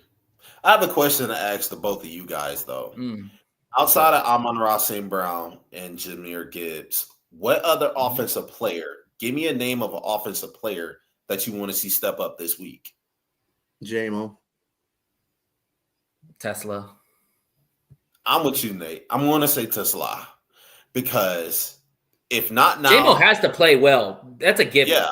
He has to be a factor in this offense without Leaf. Yes, absolutely. He can. I expect JMO to do something, but somebody I really want them to make a name and make a statement, a name for themselves, is Isaac Tesla, because if not now, then when? Not Jesus. Yeah, him too, Robbie. I think we can get at least 10 targets this game too. I mean, I think it's time. This is what, week 12, right? This is week 12 going into, right? 13. Okay, 13. Thank you. Oh, this is week 13. Yeah. Week 13. Okay, so we got about maybe 6 more games left in the season, right? Something like that. 6. Okay. Yeah, this will be our 6th game. This is the time, or like Dan said it best, all the rookies are no longer rookies now. They've had a full college season. This is the time where the training wheels come off, and now we really see what you got. I think Isaac Tesla has to be involved in this offense going forward, because the injury to Leaf is huge, because you saw the last game, Leaf made some damn good plays as a receiver. Really saved some drives for us in some aspects. Like, Tesla's got to step in that role a little bit. I'm not saying he has to be all balling out, but he's got to make himself available, and he's got to be able to make some plays for us, because they're going to key in on Gibbs. I'm telling you right now, the Packers, Jeff Hafley is not sleeping this week, because he knows that Jahmyr Gibbs is a problem. Nobody in this NFL can stop him consistently, because you can utilize him in so many ways. So they are going to try their hardest to put all the pressure on stopping Jahmyr Gibbs. And if that's the case, Amon-Ra's got to step up. JMO's got to step up. Tesla's got to step up. Hopefully Brock Wright plays. If Brock Wright don't play, I'm really worried. I'll be honest with you. Because Brock Wright's one of your best blockers. You need him in the run game. Like, it's just, Isn't Zeistra still part of Isn't Zeistra still roster? No, I don't know where he is, but they did, though. You know what? They brought that Fisker guy back, Anthony Fisker, because he was activated, I think, for the active roster. I think Zeistra's right. Zeistra's on a. You saw Zelstra. Shane Zelstra. That's because he's on an injured reserve. That's why. Yeah, he's on IR. So they have. I think they brought up Fisker they brought him last year, and they brought him back up again. And then Dwelly, I think they have Ross Dwelly too. So again, you're not expecting those dudes to really do anything. So they got Zach Horton. Forgot about him. Be honest, it sounds like a bunch of Jims and Joes right now. Plumbers and electricians, as James. Well, we got to see what happens with Brock Wright. If Brock Wright don't practice the next game, it's pretty much sure he's not going to play. And that's not good. Well, I mean, it's not, but don't make it like it's doom and gloom. Mm-hmm. What I want to see, you're talking a good game about, what's his face, but it's not. You got to use them. You got to use them. Yeah, you got to use Tesla. You can't just sit there and just be like, oh, well, he got to do this. He's got to step up. Well, he's got to be in a position to step up. If you're not going to him, that's play calling. That's play calling. Then that's the problem. Step up. So it ain't got nothing to do with him stepping up. If he's out there on a play and the calls are not coming to him, they're too busy trying to give them to everybody else. They gotta start giving him the ball. He got a couple targets last game for sure. And what was this? That ain't shit though. A couple targets. He's only had it. He's only in for 22 snaps. I think that was what I saw in the snap count. He'd only had. They needed. That's what I'm saying. You do not have. You may not have either one of your tight ends. Remember that magic the first 2 weeks where he was catching the one-handed passes and one-hand touchdown. You got to do something, man. Now he don't need 40 targets a game because that's going to obviously take away from other players. But when your number is called, you have to step up. Let me ask you a question. Do you think you should? That's not the problem. That's not what I'm saying. I'm saying that they have to call his number. That's the problem. They got to create plays for him. They got plays. Right. But we can't. That's a play calling issue. We can't just scheme around and be like, hey, we're going to draw up 15 plays to make sure we get it specifically to Tesla because that would deviate from what they really want to do. What they should do, what I'm saying is that if his number is called and when his number is called, you have to make magic. You have to. Just that simple. That's all I'm saying. Just catch the damn ball. That's all I care about. Absolutely. First of all, second of all, it doesn't make it. Scheming has nothing to do. It still don't have nothing to do with it. It's still not what I'm saying. Do y'all think he's got to have enough plays in there so that he is available? They got to make a conscious effort to get him the ball. That's the point. Do y'all think that Tesla should be used more in the red zone because of his height? Yeah, you use him wherever you can. Use him to his strength. I mean, he's a big guy, so he can catch over the middle. I mean, usually they send bigger guys over the middle, so they can take a hit from the linebacker or safety. Yeah, I mean, use him to his strengths. Only they know what his strengths are right now in the NFL. I'm not sure what his strengths are. So I think with Tesla, and I don't know, I've heard multiple insiders put reports out about this, that they were saying that maybe he's not up to snuff with the playbook, which I find that hard to believe because here we are week 13. You should already know the playbook up and down. Absolutely, I agree. But maybe it's a pecking order thing. Maybe because Leaf was ahead of him, which he should have, because Dan loves Leaf. Like B would say, he loves to give Leaf the ball. Now that Leaf's out of the game, maybe Tesla gets that share that Leaf got. I don't know what Leaf's snap share was. Somebody's got to take the point. Of what I'm trying to make is you might be without two tight ends. All right, you're without Leaf. So you gotta be out there saying, well, we're gonna get Amon and JMO their balls, but we got to find some way to get Tesla involved in the game because sometimes when you're a receiver and you're in most of the game, if you're like in 70% of the snaps and you don't get thrown the ball or get thrown the ball once, twice every 35 snaps, you're gonna get complacent because the ball ain't coming to you. So what the hell? Your job right now is just to block. So I mean, I want to see him to he did get targets, but that's what I'm saying. He's gonna have more than a couple targets. I'm not sure how many targets he got. I'm sure you guys can look that up a little bit faster than I can right now. But he did get some targets. It was some that he just did not come down. Who are you talking about, JMO?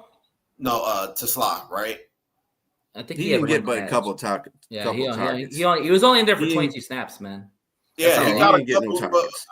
Look up his target right now. How many targets did he get in this New York Giants game? Hold that. I'm sure you guys can do that. Out of 20, Robbie brought up a great point that I heard on talk radio, and I want to bring that up too. You can't just slide a receiver into the tight end position. The tight end has to know all the positions. And if Tesla barely knows the playbook, you can't have him all those responsibilities. And he's not a blocking tight end either. I mean, he's not a blocking receiver as much. Yeah, you can't. In Madden, you can do that. You can slot him anywhere you want. But in a real football game, you can't do that, Robbie. So I agree. I agree with that. What I'm saying is Tesla got one target. There you go. Got one target, and one target. And that was on a rushed ball too, and he missed that one Exactly. because it was on a rushed pass. And I mean, does Jared Goff not trust him? Jared Goff didn't have time, bro. That's the problem. He doesn't have the time to really go through progressions. I mean, that is true as well. But in practice, I'm pretty sure we all have said this, and we know in practice, if you make plays and you start to become more reliable, they will get you in there some way, somehow. You have to show it could be a pecking order, man. It could be a pecking order. He's got to. Who said that's not happening? But they're just not doing it on game day. Yeah. See, and it's all about the play calling, dude. If they want to get Tesla involved, they're going to have to do more play calling toward him. And if they're not doing that, there's no reason why he should be in the game at all. And I agree with that. I agree with that. That's a weakness, and that's a weakness of Dan Campbell because Dan is not a true play caller. True play callers know how to scheme up plays for certain players. Dan is learning how to do that. Do you really want a guy that's learning how to do that be the one making the calls? Or do you rather give it to somebody who's actually been a play caller and give him that role and let him focus more of that attention? You know what I'm saying? Yeah.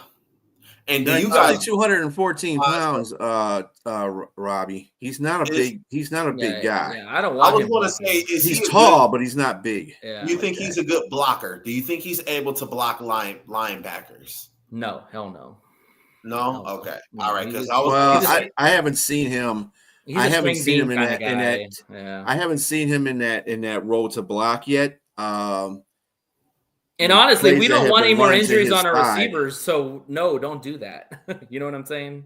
We've already got a banged up receiving core. I get that because it don't matter. It don't matter to this team because everybody's got a block. Don't give a damn if you're a receiver. That is true, but you're not against a linebacker because like that you're talking about him going out there and if you got to block a linebacker to spring a guy, you're going to block that. Well, that's best as you can. I've seen Goff try to block people that he shouldn't be blocking. But is he talking about a blitz? Is he talking about a blitzing linebacker coming towards Goff? Because that's not his role. He's going to go out to catch the ball. No, he won't be in like the back. No, I'm talking about downfield blocking. Come on. Man. Oh, that's different. Yeah. Robbie's talking about something else. I don't know what he was talking about. Anyways, all right. Let's shift to the defense. No, he's just talking about that Tesla. He don't have the size. He has the height, but he don't have the size. He's not. He's a willing blocker like our receivers. He's only 214 pounds, and I'm gonna tell you what. In today's NFL, that's not a tight end. He's a thin guy. You see, you know the guy that you got, Robbie, on your team, that big ass dude. Oh my God, that dude's a lineman. That's a lineman. That's a lineman. That is Panay Sewell right there. He's a damn yes. Exactly. All right. He's Panay Sewell if you made him a tight end. Let's shift focus to how do the Lions attack the Packers defense? That's downfield. Tesla. Run the ball. Run the freaking ball. No, I'm sorry. Scratch that. I'm sorry. I apologize. How does the defense attack Jordan Love? I'm sorry. They have to do a lot better job getting to the quarterback than they did against the Giants. Yeah. Okay. And really, Green Bay has about the same offensive line right now because they're Elgin Jenkins is out for the rest of the season, so they don't have to worry about that center problem. They can run up the middle if they want to. They got to get to the quarterback and keep him in the grass, not let him go and make a play because Jordan Love he has escapability and he can make those plays on the run. Yeah. So you got to get to him. Okay. What else? Get to the quarterback. That's going to be a big thing. Get to the That's quarterback. it right there. Getting to How about stopping the run? They always stop the run. I'm not worried about that. They always stop the run. Josh Jacobs, how much are they going to really give Josh Jacobs? I don't think Josh Jacobs is going to play. I think it's going to be Wilson. I'm just saying. And even if it's Wilson, he's not as good. He don't average as many yards as Josh Jacobs does. He had a good game the last one. I don't think they're going to give him that many carries against Minnesota. Come on, their defense killed us. Line, actually, scratch that. Their whole defense killed us. Stopped the run. I think we've seen that they did it against Philadelphia. I mean, I think they did a really good job against the Giants. Not really saying much, but the defense can really stop the run. Yeah, no doubt. I agree. Your biggest challenge is getting to the quarterback. Making sure Jordan Love doesn't get out of the pocket, he doesn't extend plays with his feet, and he doesn't have time to get to his number one target. Okay, so I'm hearing get to the quarterback. So I'm going to ask you in more of a descriptive way. Do you rush 4? Do you blitz? Do you bring corners on the blitz? How are you attacking Jordan Love? If Davenport is playing and you trust Davenport coming in after missing 7-8 games, if you're playing him, that means you trust him. He ain't got no time to come in. He just was taking off, and boom, we throwing him in the game. I don't think he's going to start. But rush 4. Go ahead. Rush 4 because you cannot send Campbell or you can't send Anzalone or Barnes, and then you're leaving someone wide open because he can hit a target. Jordan Love can hit a target. I mean, you pick your poison. Do you want him to hit Golden, Dobbs, or Christian Watson? So. I mean, you're going to have to win those one-on-ones up front. That's what this Lions team does. That's the reason why they didn't get another edge rusher in the draft or a trade, because they trust these guys, right? So you have to win those one-on-one situations. Sure. I mean, 97's got to step up big for this. 97 got to step it up. Aiden Hutchinson, you just got handsomely paid. You need to go out there and prove why you're worth that money. And he's going to be going against Zach. He's going to be going against Zach Tom at times. Zach Tom's a pretty good tackle. Yeah, it's kind of like Jordan Love's blind side. You got to earn your keep, bro. Like we all love 97 here. We think he's one of the best, right? It's time for him to put up. Seriously, this is that game. So obviously, without Tucker Kraft, that's a big loss for them. Just like we lost Laporta, they lost Tucker Kraft. Those are huge parts of their offense. So the linebackers can probably rush more than worry about coverage as much because they're not. I mean, Luke Musgraves is their tight end. He hasn't really done anything so far since Kraft went out. I mean, so we're not too concerned with that. I mean, they'll probably just kind of keep an eye on him. Put your brakes on that one because we do need to concentrate on him because he'll be the guy that kills us. The one that you said don't concentrate on. He's still a very good tight end. He hasn't been. He's not. But he's not the receiving tight end of Tucker Kraft, is what I'm saying. But he is a pliable tight end, and we do still have problems with tight ends every now and then. So Theo Johnson. I wouldn't be surprised. Made some big plays. Yeah. So I wouldn't be surprised. Yeah, I'm seeing what he did the last game. Let's see what his numbers were. Hell, he didn't even catch a ball. Well, no, he did. He caught 2 balls for 7 yards. So, yeah, that's crazy. I mean, he's not Tucker Kraft. But Minnesota's got good linebackers to cover tight ends. That's what's good about Minnesota and their defense. Them linebackers are the shit. Our linebackers are good, granted, but they're not. A lot of them can't cover tight ends very well. And the only one we got that really can cover a tight end well is Jack. Say it. There you go. Jack Campbell. Yeah, which by the way is playing at an all-time level. Go ahead. One thing that's going to be big as well, no penalties, no stupid penalties, no drive killers. Oh, yeah. You can't afford it. You can't afford it. Not afford it. Especially this game. We've had a lot of pre-snap penalties, and they need to really, really be focused and disciplined this week because it's going to matter. I feel like every snap matter. There is no reason to have pre-snap penalties when you're the home team. There's no reason. Yeah. No excuse. Yeah, I agree. You can have it on the road because it's loud and the snap counts and all that, but not when you're at home. There's no freaking reason to do that crap. The whole Brian Branch. I mean, I really am starting to see a pattern here, especially when they played the Green Bay Packers the last 2 games. Brian Branch has been ejected, and he has a couple personal fouls where they're calling helmet to helmet and stuff like that. Yeah. Brian Branch, stay level-headed. Do not put himself in any position to get these calls against him.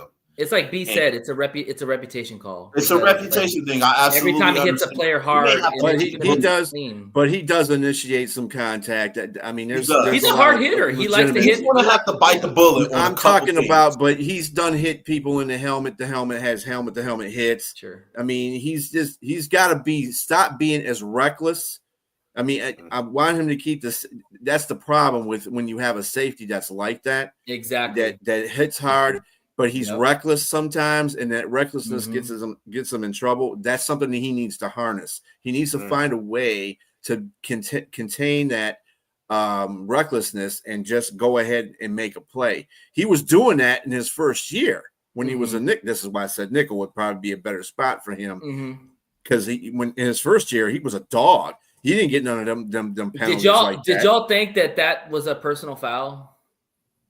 I don't think so necessarily, but I'm not mad at that they called it because it was close. I don't think that it was a helmet to helmet, but I mean, you think B? The league is going to call that every time against him. I mean, he led with his shoulder. Yes, the helmet did hit his helmet, but he led with his shoulder first. Yeah.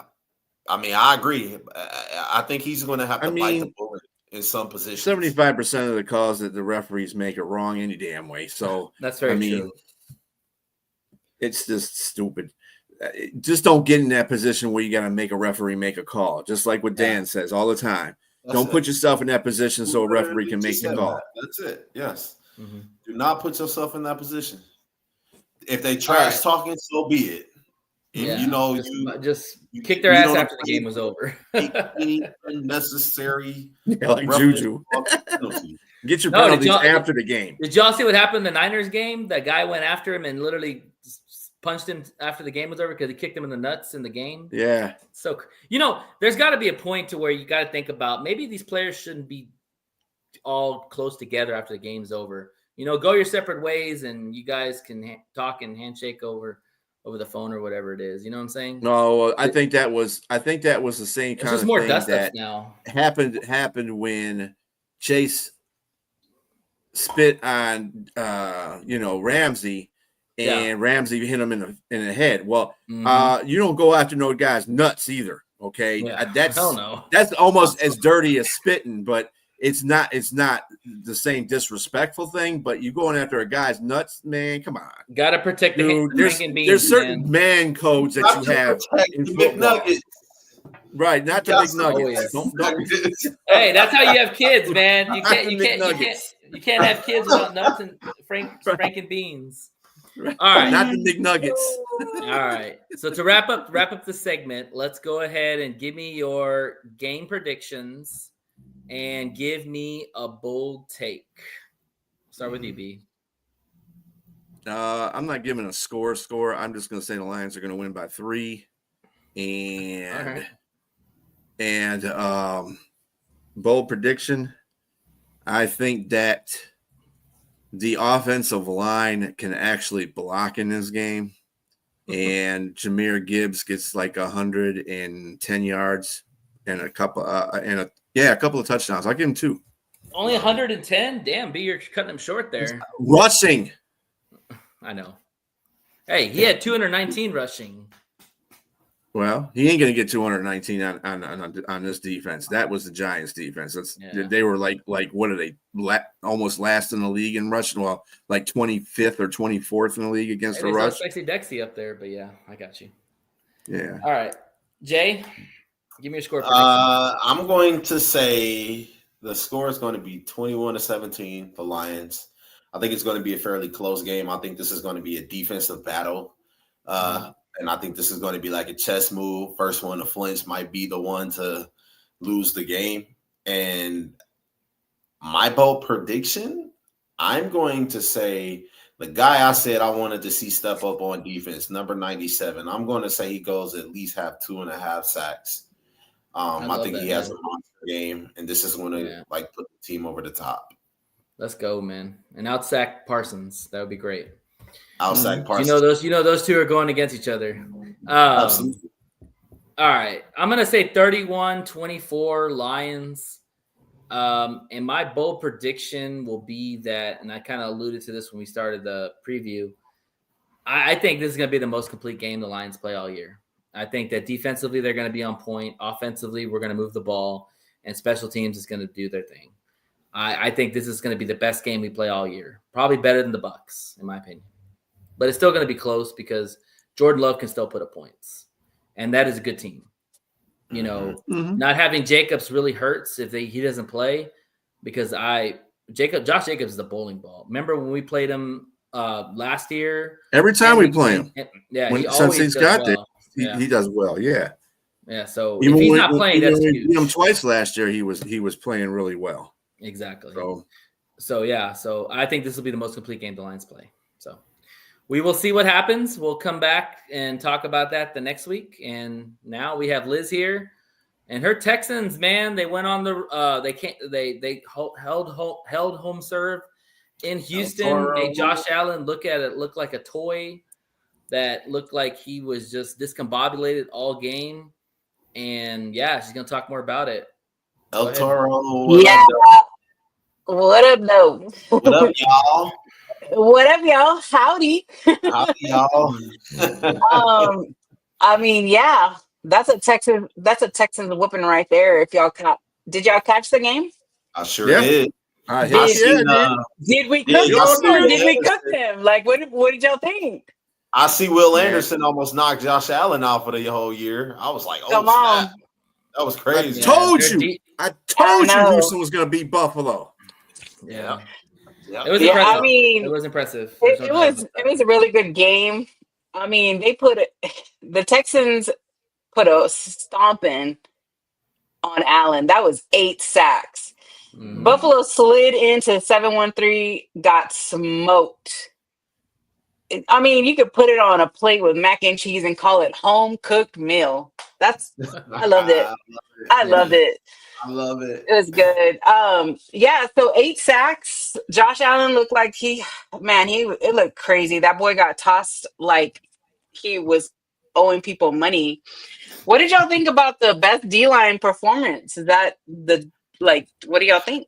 What do y'all think about I mean, Will Anderson, man, Anderson, baby, like, whew, he played like someone told him Buffalo disrespected his mama's potato salad. That's how crazy he was playing.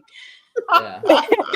I mean, Daniel Hunter and Will Anderson are two of the best defensive ends out there. Dynamic. And you know what? It's just not Settle was playing out his damn mind too. Sure was. Sure was. That dude was. I've never seen him play like that before. That dude was. Yeah, he was. What the crazy thing was how Josh Allen's a jackal. He is a jackal. Hi, Robbie.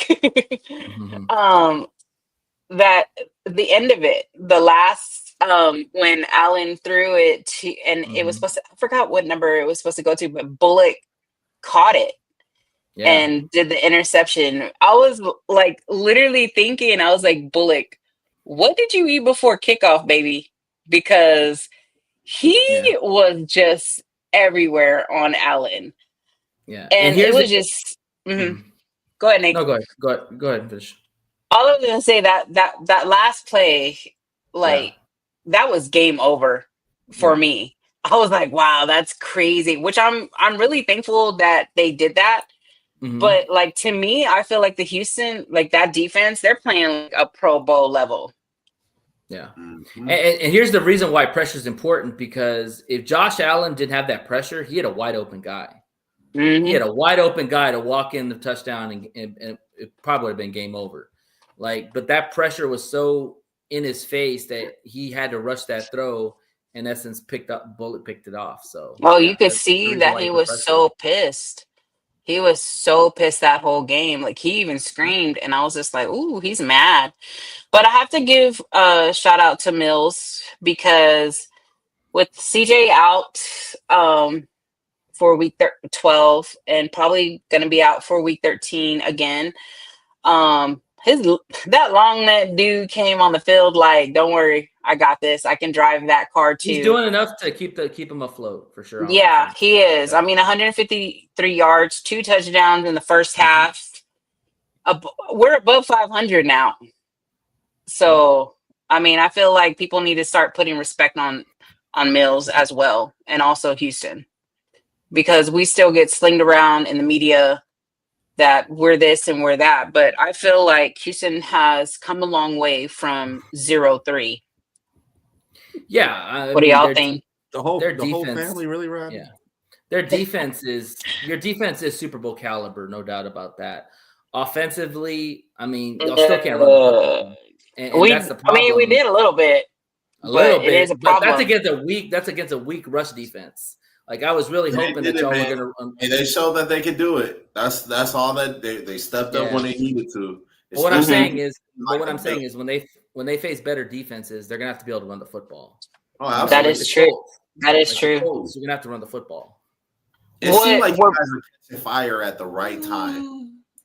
It seemed like Yeah. you guys were catching fire at the right time. This is exactly where you want to be. I mean, they kind of Yeah. crawled their way back up into contention for the AFC South. Mhm. No, this is a very pivotal moment, and you guys are really starting to get really good, scary good. So, Yeah. Yeah. I mean, the Texans What? at this. The Colts aren't that good defensively anyway. They're 22nd overall. They're not Yeah. a very good defense. Right, but what my Um, point is they should have ran more effectively against a Bills defense that's horrible against the run. I think they're one of the worst, and you still have that struggle running the football. Mhm. Well, I mean, they don't have No. they don't have the running backs that they were supposed to have at the beginning of the season. I'm gonna tell you something though. If that offense starts clicking a little bit better, and CJ Stroud comes back, and those receivers get better, oh man, That's gonna be a scary team. they can be a force in the scary. playoffs.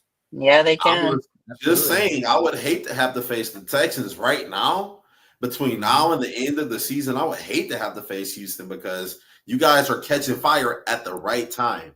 And Dan Campbell has said that a lot too. When people have already hit their peak and we're going to hit our peak a little later in the season, that's exactly what Houston is doing right now. This is a scary team. And also too, when you have a lights out defense like that, defense travels. So I mean, it doesn't matter where you go, who you play. If that defense is putting as much pressure as they did on Josh Allen, who's a mobile quarterback, by the way, the guy had no time at all to do anything. That's pretty impressive because when you stop a mobile quarterback of that caliber, just like we did against Lamar Jackson, like that's impressive on a defense because that is very hard to do. It is. It is. And what kind of scared me during that game was when Buffalo tried to do that 44-yard lateral nonsense.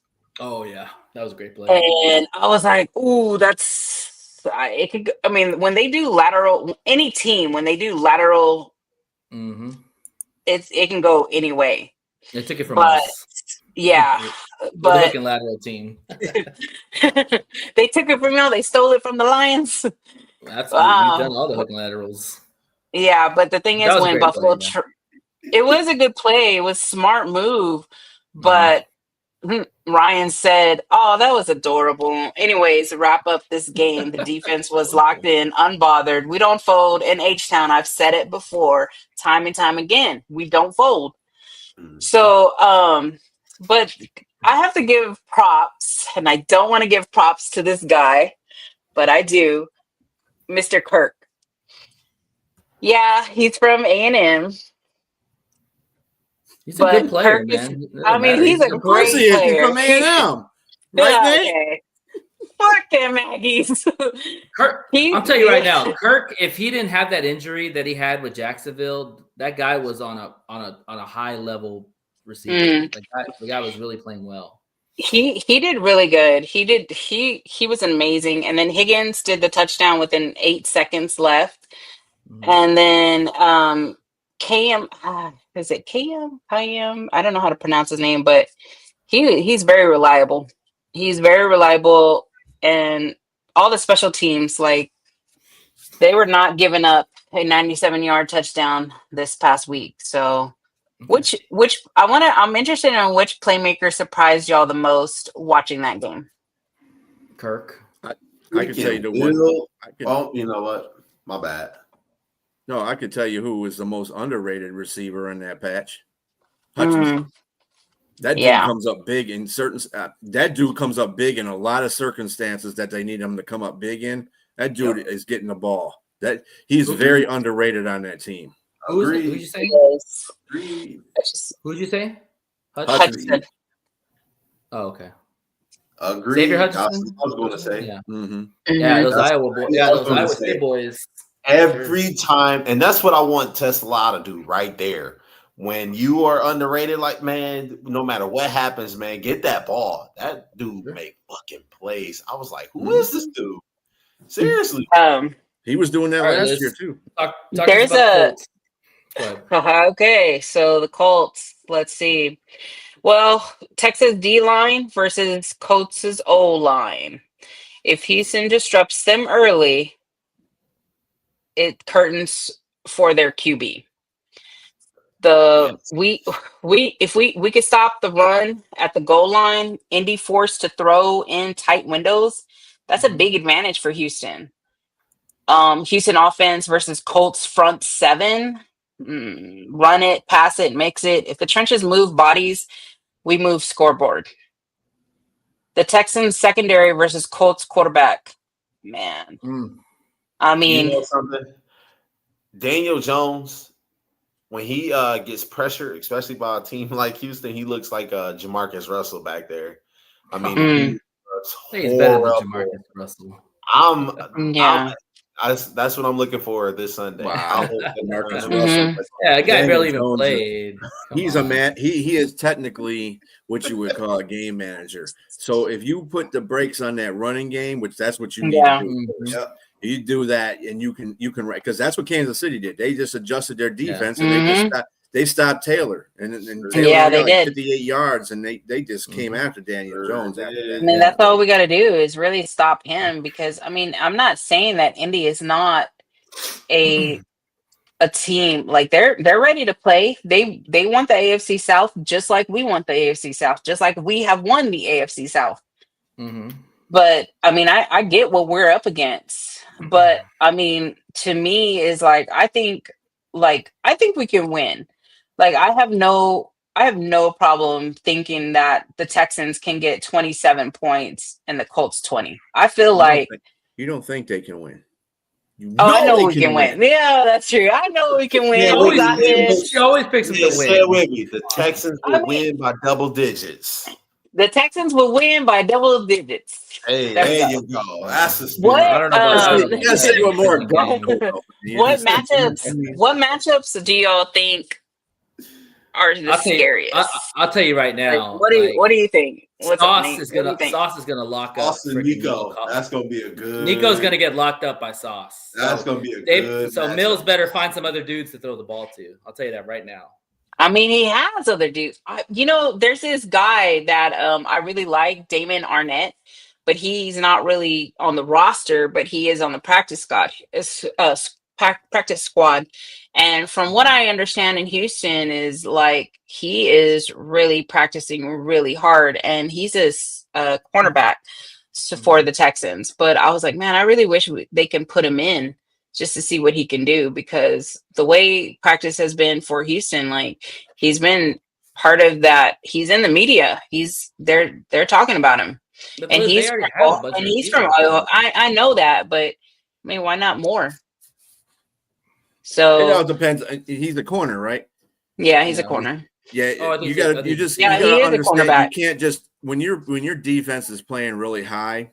You want to add a player into that mix that's gonna mess up. That is true, because you don't want to confuse it or mess up the chemistry. Yeah. On your Sauce versus Nico Collins thing, that might be a point. That's why I'm saying Hutchinson is one of those guys you got to look at.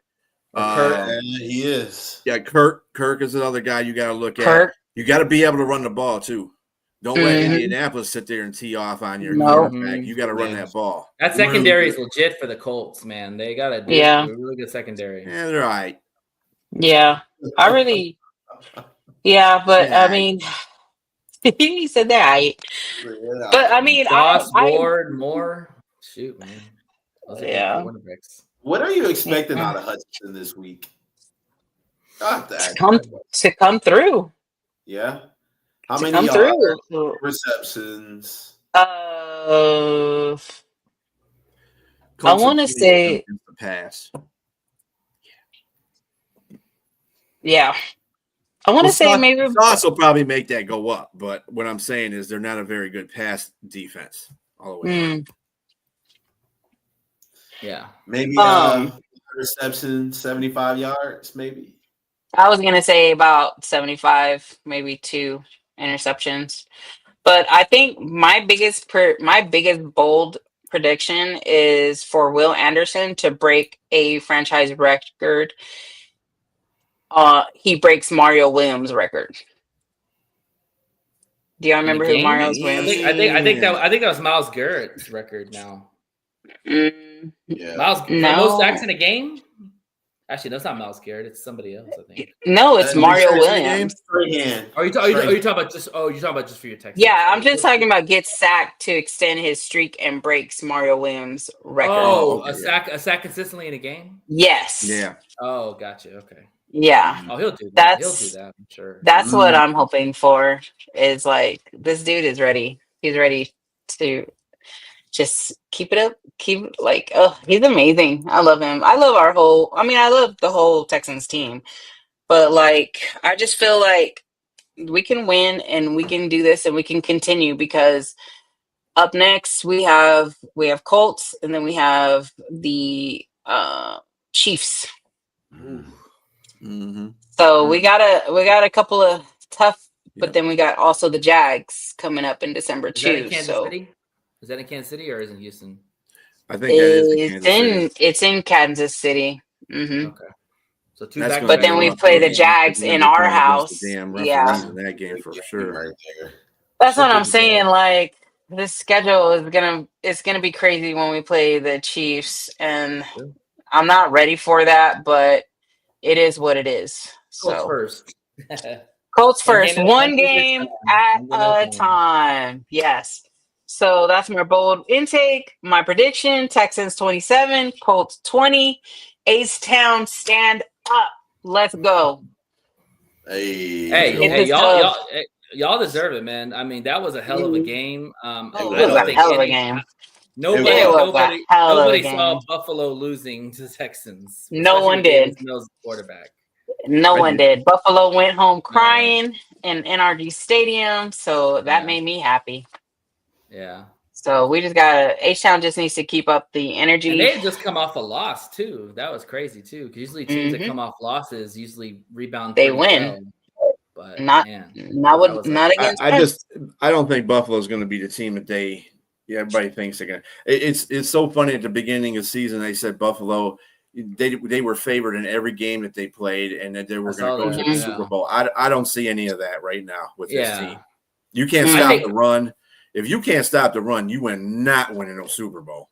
Not only that, but their O-line, man. Their O-line gave up 8 sacks. I'm sorry. If you give up 8 sacks in a game, you're not that good. Hey, and you know how many we gave up? None. None. That's good. 0. That's Nada. improvement. Yeah. It's very It's improvement. horrible for the Bills, though. They're missing Ed Oliver, and that was like kind of the heart and soul of that defensive line right there. And, Interior presence for sure. Yeah. Even but you know what? Even with him in there, they can't stop the run. They can't stop the run to save that's their their biggest life. Well, what's They hilarious is they didn't run the football, and that's their worst Achilles heel. What really won the game is the pressure they put on Allen, because if you take Allen out of the equation, he's a superstar quarterback. Like he is. You take him out of the equation, and the fields are level. So You know what's worse? You know what's worse about, and this is another aspect of what people say about quarterbacks that have athletic ability and run. They're not the most headstrong people in that situation, because I've seen Lamar Jackson and Justin and Josh Allen do this a lot of times. They'll run because they're trying to make a play. Guess where they're running? They're running the opposite away from where they're trying to make the play, and that's what kills them. Yeah. I've seen Josh Allen done that a couple of times this season, where he's ran 13 yards behind the line of scrimmage and got sacked. Yeah, They're just playmakers. It's a third and 18 or something like that. You can't do that. That's the bad part of being a scrambling quarterback, because you're trying to always make a play and get away from people. And if you get against the defense that's like focused on knocking you down, that's what they're going to do. So, all right. I was happy to have Fairbear back for sure. Yeah, Fairbear's back. Fairbear. Yeah. Thanks. Well, thanks, Liz. Thank you guys for having me. Yeah, good luck. Good luck. Yeah, thank you, Liz, as always. You're part of the team. Good luck to you guys too. Yeah, thank you. definitely. Hey, look, and to everybody out there, follow us on social media: TikTok, One Ass Cheek, Three Toes. Me, Liz, will be putting out content. Keep you guys. You can contact us too. Yeah. All right. Follow And us. also, Engage with us. Thank you so much. Yes, and also too, B, are we gonna do an all 32 this week? Yeah, tomorrow. Okay, so yes, tune in for the all 32. I've got so much going on, bro. Sorry. Tune into the All 32 tomorrow, 7 o'clock Eastern time. This guy. What? Anyway. Yeah. Okay. Yeah. Yeah. do 7 that. o'clock Eastern time. And then next Tuesday, tune in for the show. One Ass Cheek and Three Toes. Want to thank you for listening to the show. Please like and subscribe, like Jay said, and please have a blessed Thanksgiving with your family, whoever you're with. Everybody here on the panel, y'all have a blessed Thanksgiving. Yes, sir. And as always, to the haters of the South, haters of the North, you hate us because you ain't us. You have yourself a good evening. Good night. Peace. Happy Thanksgiving, everybody. You cannot see what's in front of you. Yeah, promise that you get the running to if you knew what's about to come to you. It's about to get real dangerous. It's about to get real dangerous. It's about to get real dangerous. It's about to get real dangerous. It's about to get real dangerous. It's about to get real dangerous. It's about to get real dangerous. It's about to get real dangerous. Yeah, watch out, pop out, black out, wop out, beat 'em up, knock out. I had to see with it. I had to cover their head and cover their necks at the same time. I had to take out the ref. I make my own. Remember, Dre's Daiquiri Shop at Cotton Gin, 441 Railroad Street in Maxwell, Texas, 78656. Daiquiris, food, football, and fun. All a part of a game day victory. If you subscribe to One Ass Cheek, Three Toes on YouTube, you'll receive 5% off your total purchase or a free shot. Proof of subscription required.